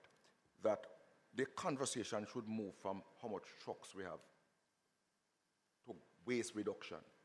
As a small country, we're generating far too much waste for a truck to come and take up. There's a lot we can do at source to reduce the amount of garbage that we're putting out. Composting is one such thing that we should be doing more of that at source. Public education. So the public education money is needed to ensure that we can get all that going. Member Lee. Thank you, Chairman. Let me also use this opportunity to thank Mr. Gordon and his team in my constituency chair, where I have several issues as it pertains to illegal dump sites. Mr. Gordon and his team has always been very responsive. However, Mr. Gordon, one of the issues I know we have discussed in depth is that when we clean up the dump sites today, they come back 2 days' time, and I'm sure other areas of the nation goes through that. And it has to do with enforcement, a lot of it. And I know that the fines currently, they are really nothing to deter people from actually going back and dumping again. And so we have the same thing going over and over and over. So I want to know, I heard about the proper fixed budget that you have and all the other plans in place to help to improve a cleaner nation, etc. But as it relates to enforcement, is there anything in the pipeline as it relates to improving those policies? I know you have what you'll call investigators, you have on-road, you have persons employed that actually enforcers per se. Right.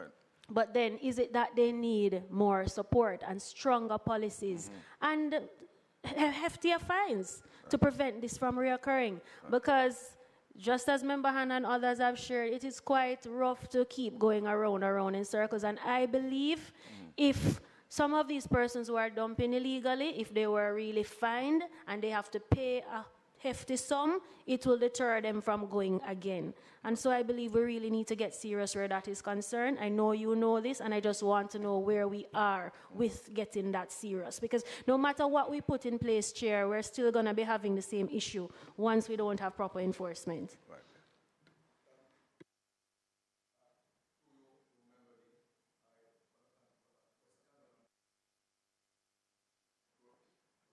Give me a good opportunity to outline what we are doing in enforcement. So you would know that last year we, for the first time, put our enforcement officers on motorbikes. So we got 10 bikes, so we get a little more mobility, a little more agility now out there. We are asking in the proper fixed budget for more bikes, and we are training more enforcement officers. We are asking also in the proper fixed budget for vehicles, because there's no point have the enforcement officers stationed at a point where by the time you get a call from out in the field and they to arrange for them to get there, sometimes the one vehicle that you have up there is gone somewhere else. So we want to have not just the men, but we want to also have the vehicular support so that they can be mobile. We are asking for funding to do more training of them, and we are getting excellent help now from the JCF. We want to step that up and all that. So we consider enforcement to be a critical part of what we do going forward. The chairman did say appropriately that the trucks is one component. There's a number of things that have to converge for us to have that kind of a clean society that we all envisage and deserve. Are you seeing increase in enforcement since you? Absolutely, absolutely. We are writing more tickets. We are doing more. We are doing more spot check, more run. We are doing a lot more what you call stakeouts, because there are some areas where there are problems, and when you go, you fix the problem, as Member Lee says, and then it recurs. So what we are actually doing is putting people to watch to see if we can catch people. The challenge is when you do catch people, and we are catching people, the fine is not what it ought to be. People should know that when they do it, Member Jackson, and they are caught, when they do the calculations, it don't make sense to do that because it's too much, too costly. The fines we need the new fines. And I know that we have done quite a bit.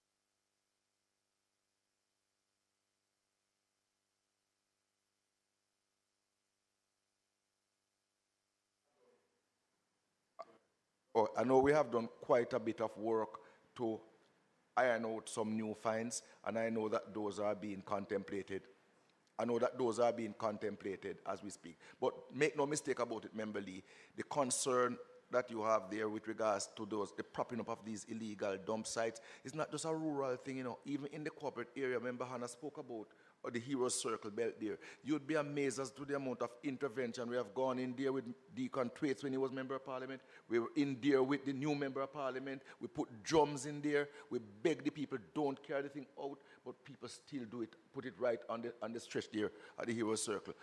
We have gone, we have prosecuted, and we continue to do stakeouts and so on. The trouble is that you can't station somebody to stand up everywhere there's this illegal dump Well, you site. mentioned that there are new fines in the pipeline. Do you Yes. have any form of timeline? Kind of take me out my pay grade now. Months, be saying months, not years. Okay.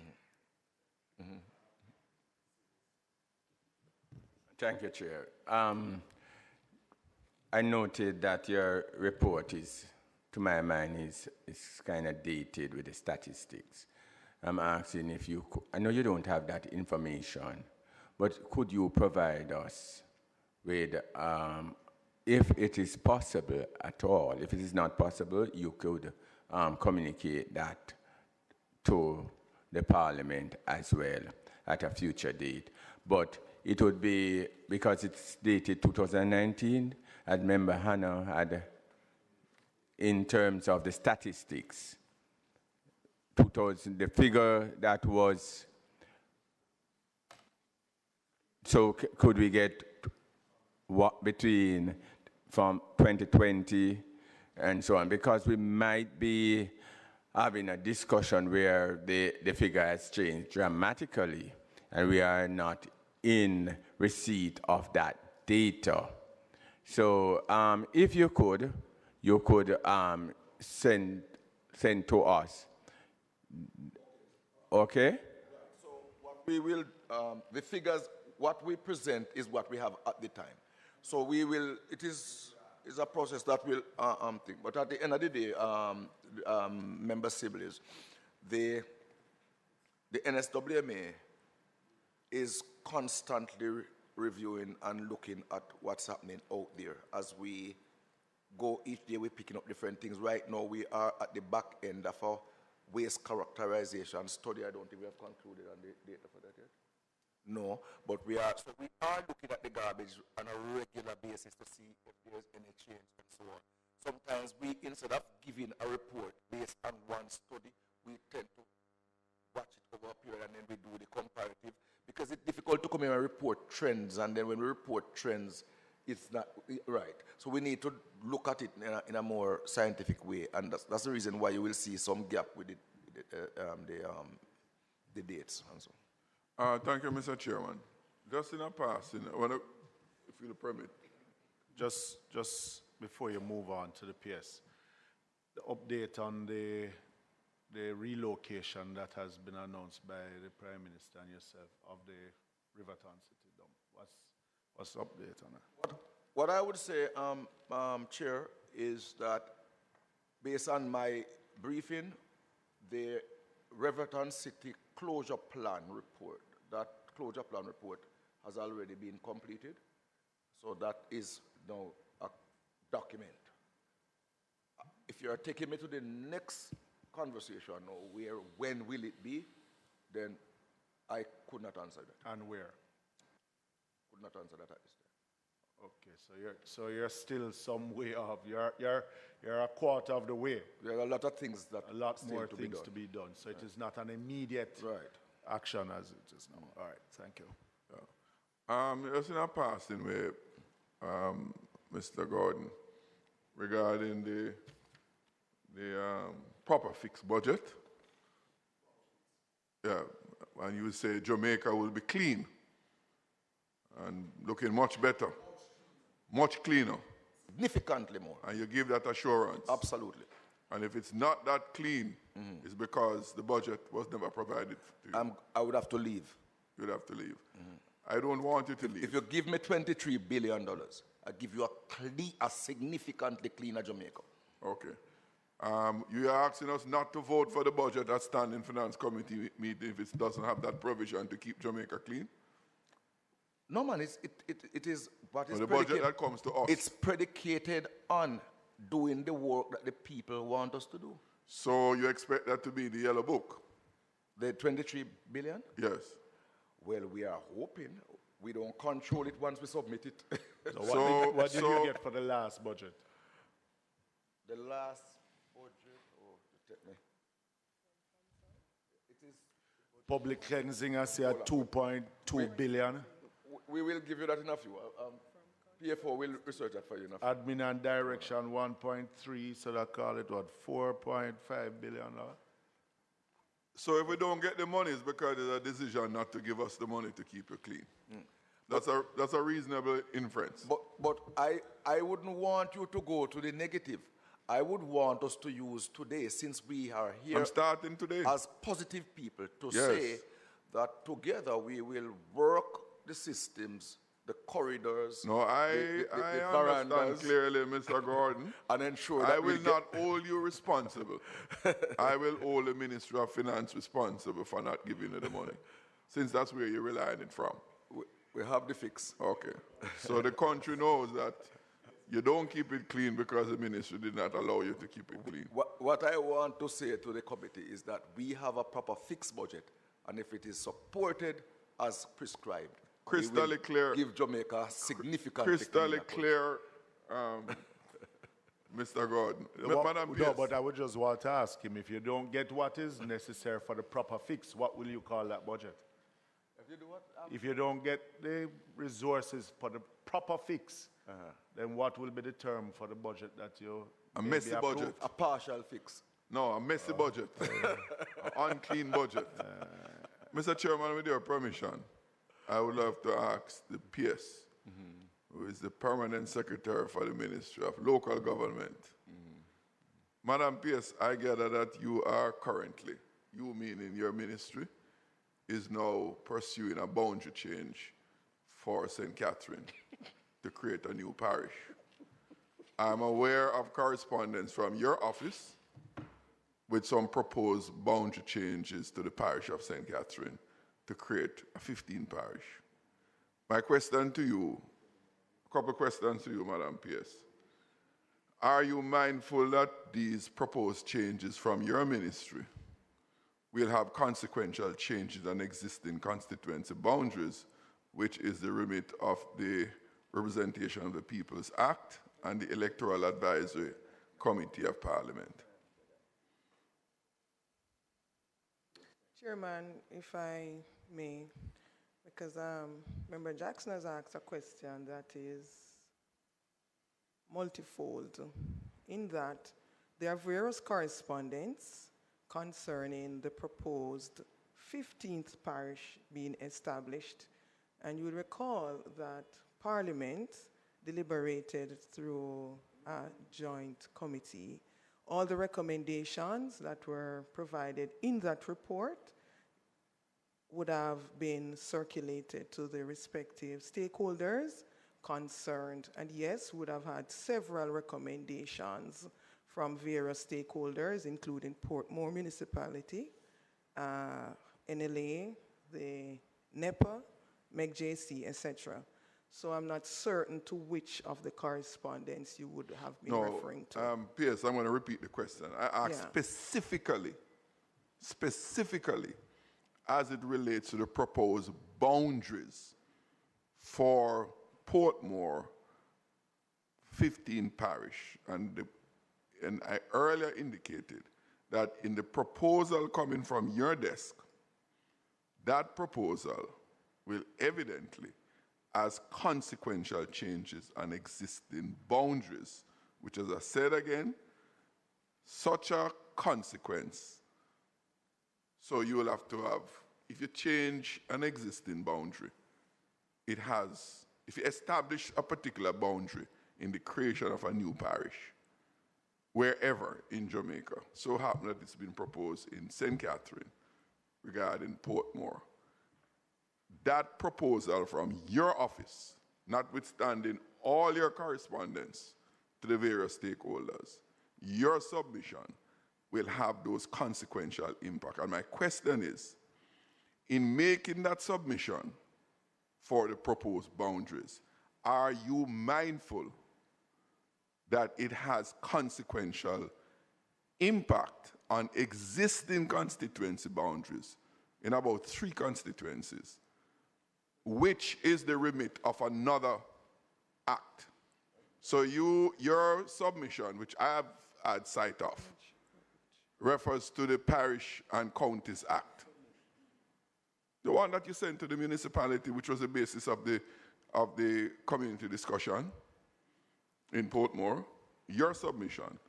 So my question is, specifically, given the fact that there's certain consequential impact from what you're proposing to do, if you're mindful of those consequences and relating to that, my question also is, would you have had dialogue with the Attorney General's chamber, since another act of Parliament would be impacted by the utilization of the Parish and Counties Boundaries Act? I think that's the right title for the act that you refer. Thank you for the clarification, Member Jackson, because I was really trying to identify which of the correspondence you would have been referring to. So you're speaking specifically to a correspondence sent to the Portmore City Municipality, as was sent, the same correspondence sent to all stakeholders involved, and the proposed boundaries in that correspondence would have emanated not from my office, but from the EOJ, and to which I am also commenting to say that would have had various responses and proposals as to what that boundary would look like. Oh, you're saying that that correspondence regarding the boundaries would have come from the EOJ also? If I may, Chairman, because we really came here, I'm not prepared to speak on the matter because I was not briefed that this is what would have been asked of me. So I was really granting the courtesy to respond, sir. So as I really didn't come prepared to treat with that matter, I would ask it respectfully if that could be provided if it's a question arising from the PAC today. All right, fine. So my specific question for which I'll ask you to ascertain some answer, I think Madam Secretary will capture it, but the last point you made about the EOJ, that the correspondence would have been out of dialogue with the EOJ, I want confirmation of that, because my information is otherwise. Chairman, I'm certain that I had not said out of dialogue with the EOJ, but I did refer to the EOJ. Oh, that's what when I said dialogue, I mean saying to exchange. you, sir, that as I had not come prepared to treat with that matter, I would not be prepared to deal with the matter in the No, I note that, Ms. Martin, I note that. As you indicated that you would have to provide the answer after today. However, if I may, Chairman, because I'm not sure I'm clear too on the specific question, because the member would have pointed to several bits and pieces of concerns. So perhaps if they could be documented to us, so we could respond. Well, we would to document them. the questions to you for you to answer, so you'll get more specific on those questions. But Madam PS, in reference to what you said, what role did the EOJ have in that exercise that you made reference to? No. No, please, let me ask my question. You can ask your question. Member Jackson, you have the floor, yes. So please ask the question. I am referring to a comment you made, Madam Pierce, where you referenced the EOJ. I am simply asking to just clarify what was that role of the EOJ for which you made mention. Mention of the EOJ. Every government entity in Jamaica has a website. And so in our research, as we did when we were doing the joint select committee, we would have checked the various websites for proposals, as we also did for even the development plan for Portmore. So if you go to various documentation, you will see various proposed boundaries. Hence the reason I clarified to indicate that I had not said dialogue, because it was not a dialogue So if you go to the proposed development order, the provisional development order for Portmore, you will see a proposed definition. If you go to the EOJ's website, you'll also see a proposed definition. If you go to Portmore, you will see a proposed definition. If you go to the NLA in respect of, I believe, their valuation units, you'll also see something defined. Okay, madam, I'd like to get clarification. I want to be clear in my mind. So pardon me if I'm a little bit slow. The proposal, the correspondence to the Portmore municipality in respect of proposed boundaries for Portmore municipality that came on over your signature, right? Pity I don't have a copy of it in my hand. If I got a little time, I'd pick it up on my phone. A copy of a letter from your office, which was the basis of a number of public consultation by the Portmore municipality in Portmore. In fact, at the meeting, the literal document was tabled, so it's not a secret document. So in respect to that document, for which you solicited response from the Portmore municipality, my simple question at this point, that submission that went to Portmore municipality, from what I gather you're saying, any reference to the EOJ as to what is contained in that document was via the EOJ's website and not out of any consultation or dialogue with the EOJ. As well as our existing files. No. So. No, madam, no, that's a different question. I'm not, madam, Madam Pierce, with all due respect.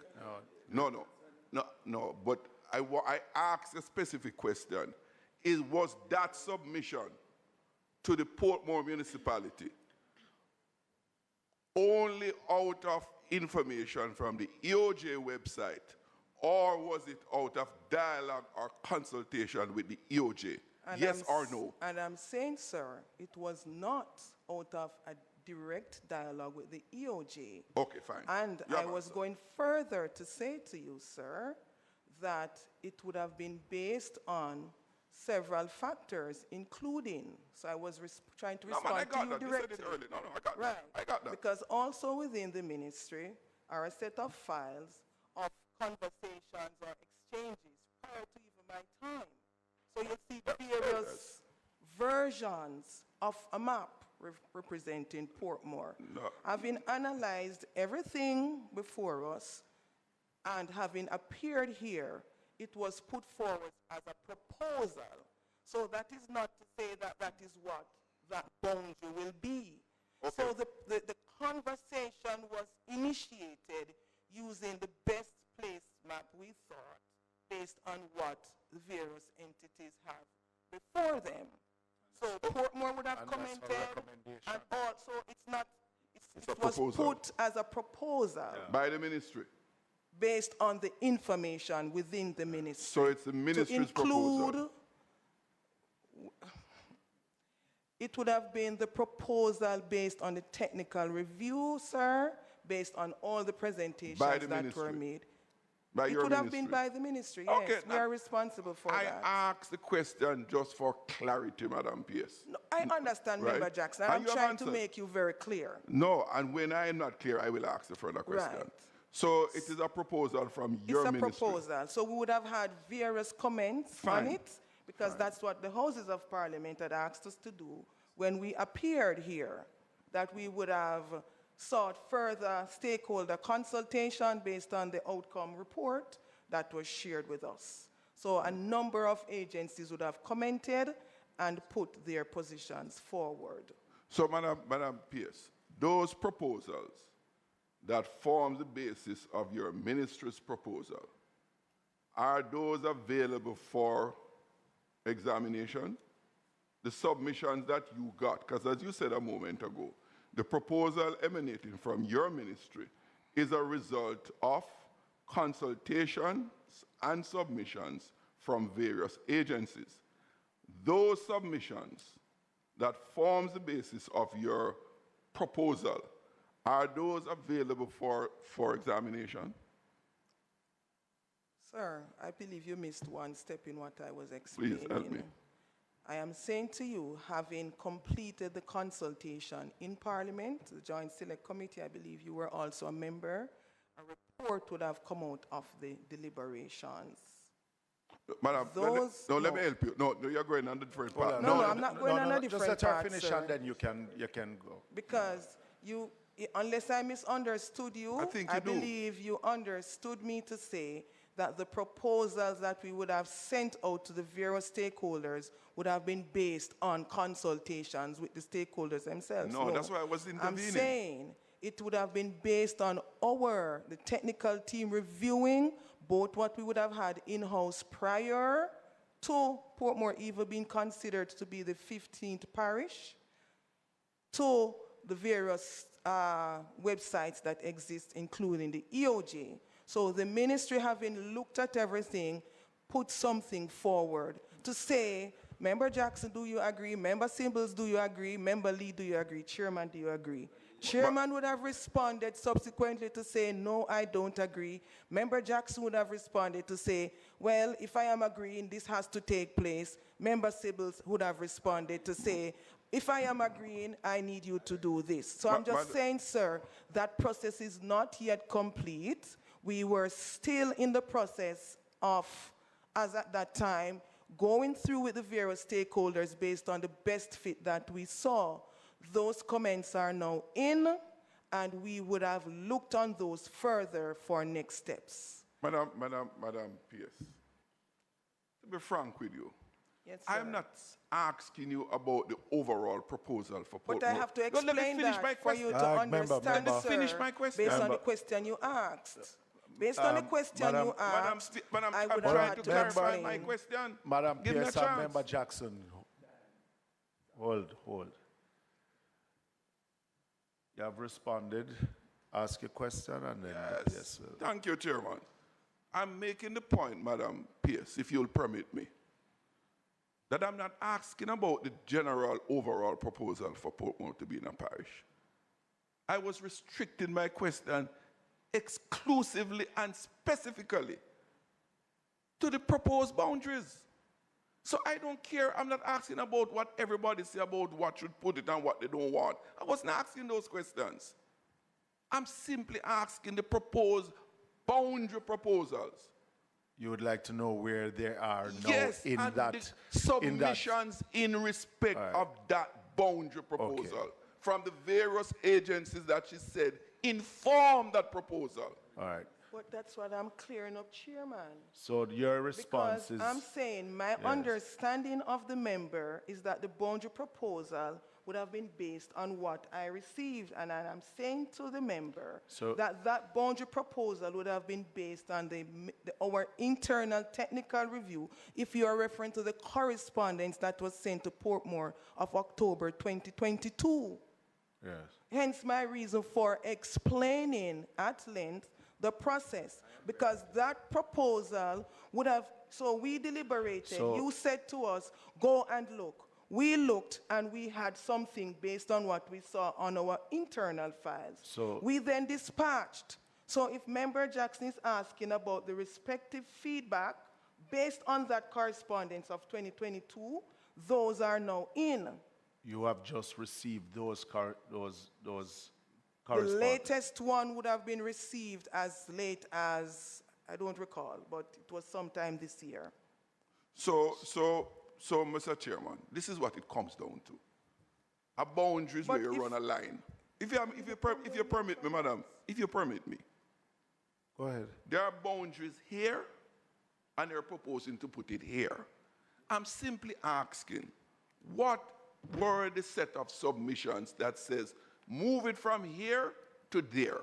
What was the narrative that sought to justify where it should be put in respect of your submission to the municipality? That's all I'm asking. I don't think that is... Point of order, Chair. Go ahead. Maybe it's hard to answer, but Chair, that's a question. No, it's not the rest of us who are here are not. We weren't prepared. Yeah.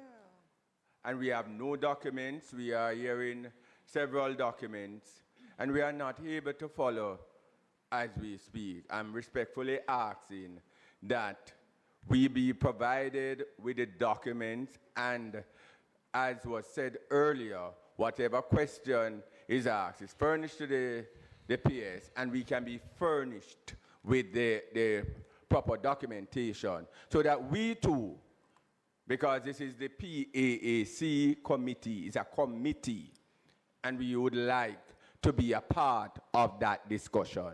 And now, as it is now, we are handicapped because we are not briefed with some reports that we are hearing.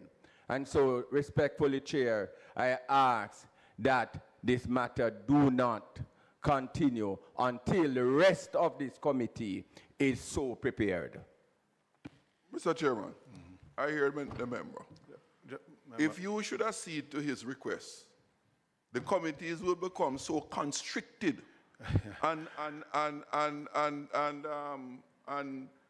restricted that matters on our respective portfolios when we have the relevant authority that deals with these subjects on a day-to-day basis. But also, I would say to the member that also many of the questions that were asked of even the National Solid Waste were never in their reports itself. So, no, with all due respect, member, I mean, there's always that level of leeway that members get to ask questions. If and when I feel that the member is out, then I will ask the member to allow. The truth is that the PS herself is cognizant of the issues that the member is asking, right? So it will be he will be allowed. Yes, member. Chair, with all due respect to you, Chair, this is a committee, and notwithstanding, the conversation cannot be between one member and the PS. Notwithstanding, Chair, allow me to finish. Notwithstanding that the PS may be acquainted with the document, may or may not be acquainted with the document. Other members, because the member make reference to... You're going to ease your voice. You have to shout. Because the member had referred to documents, we too, Member Lee and myself and the other members that may be online would like to follow. It is fair. That's all I'm saying. I'm not saying that member Fitz Jackson don't have the report and the PS. But it cannot be that the other members of the committee don't have sight of these reports. And we don't, and we would not be in the position to have sight of these reports. That's all I'm saying. So I'm not saying what you respond to, that in the cut and thrust of the committee, there are times when questions are asked. I'm saying we would like to have sight of these reports. Thank you, Chair. And I would just say to you that many a times, because you have done it to me too, where I've done my own research and come to the committee in dealing with issues. If it is that you are not able to do your own research to come to the committees, that doesn't mean that a member is trying to bring something that is, no, member, be fair, man, be fair.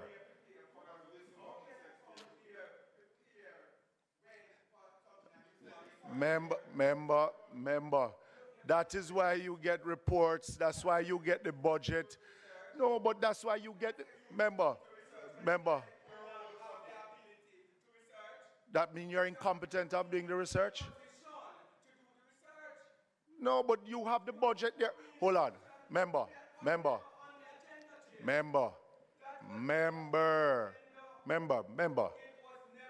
Will you calm down?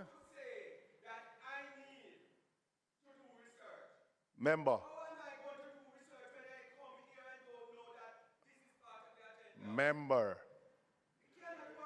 Member, can you just relax? Can you relax? Please. No. No. No, member, relax. Member, this is not an attack on you. Relax. Please.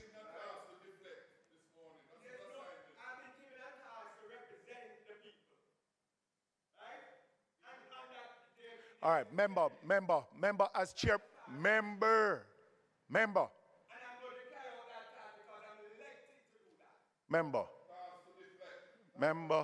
Member Jackson, please. Members, you have a budget here. Eh? Despite the questions that may be asked, and relevant to the questions that we may submit to the ministry departments or agency, at any time when we are calling a ministry, a member can go in this budget book or the public bodies and may do their own research before. It does not. No, man.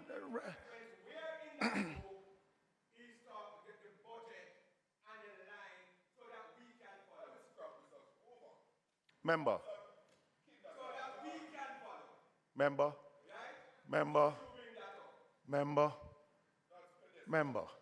Obviously, you don't understand how it is at the committee.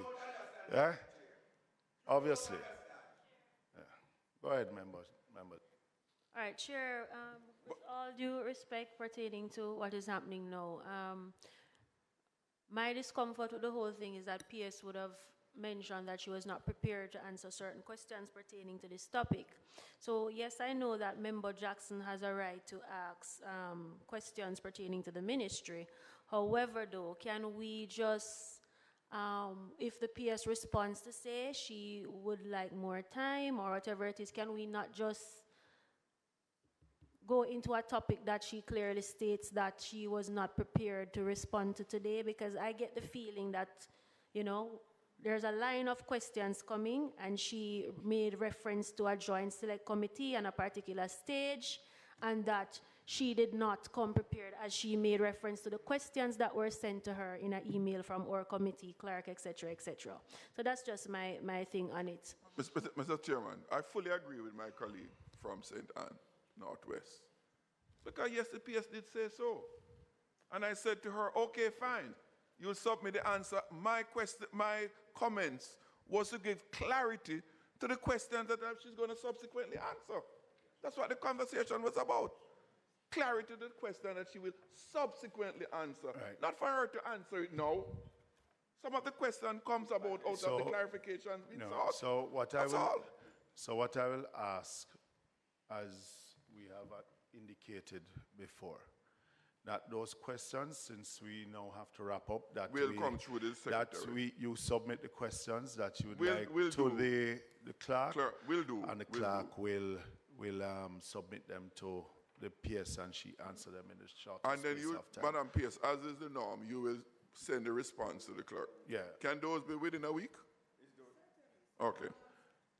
You want to use the mic so that they can. Yes, members, so long as there are questions that I have the answer, because I hope all the questions I have the answer. Madam PS, if you don't have the answer, you just say you don't have it. Yeah. Right?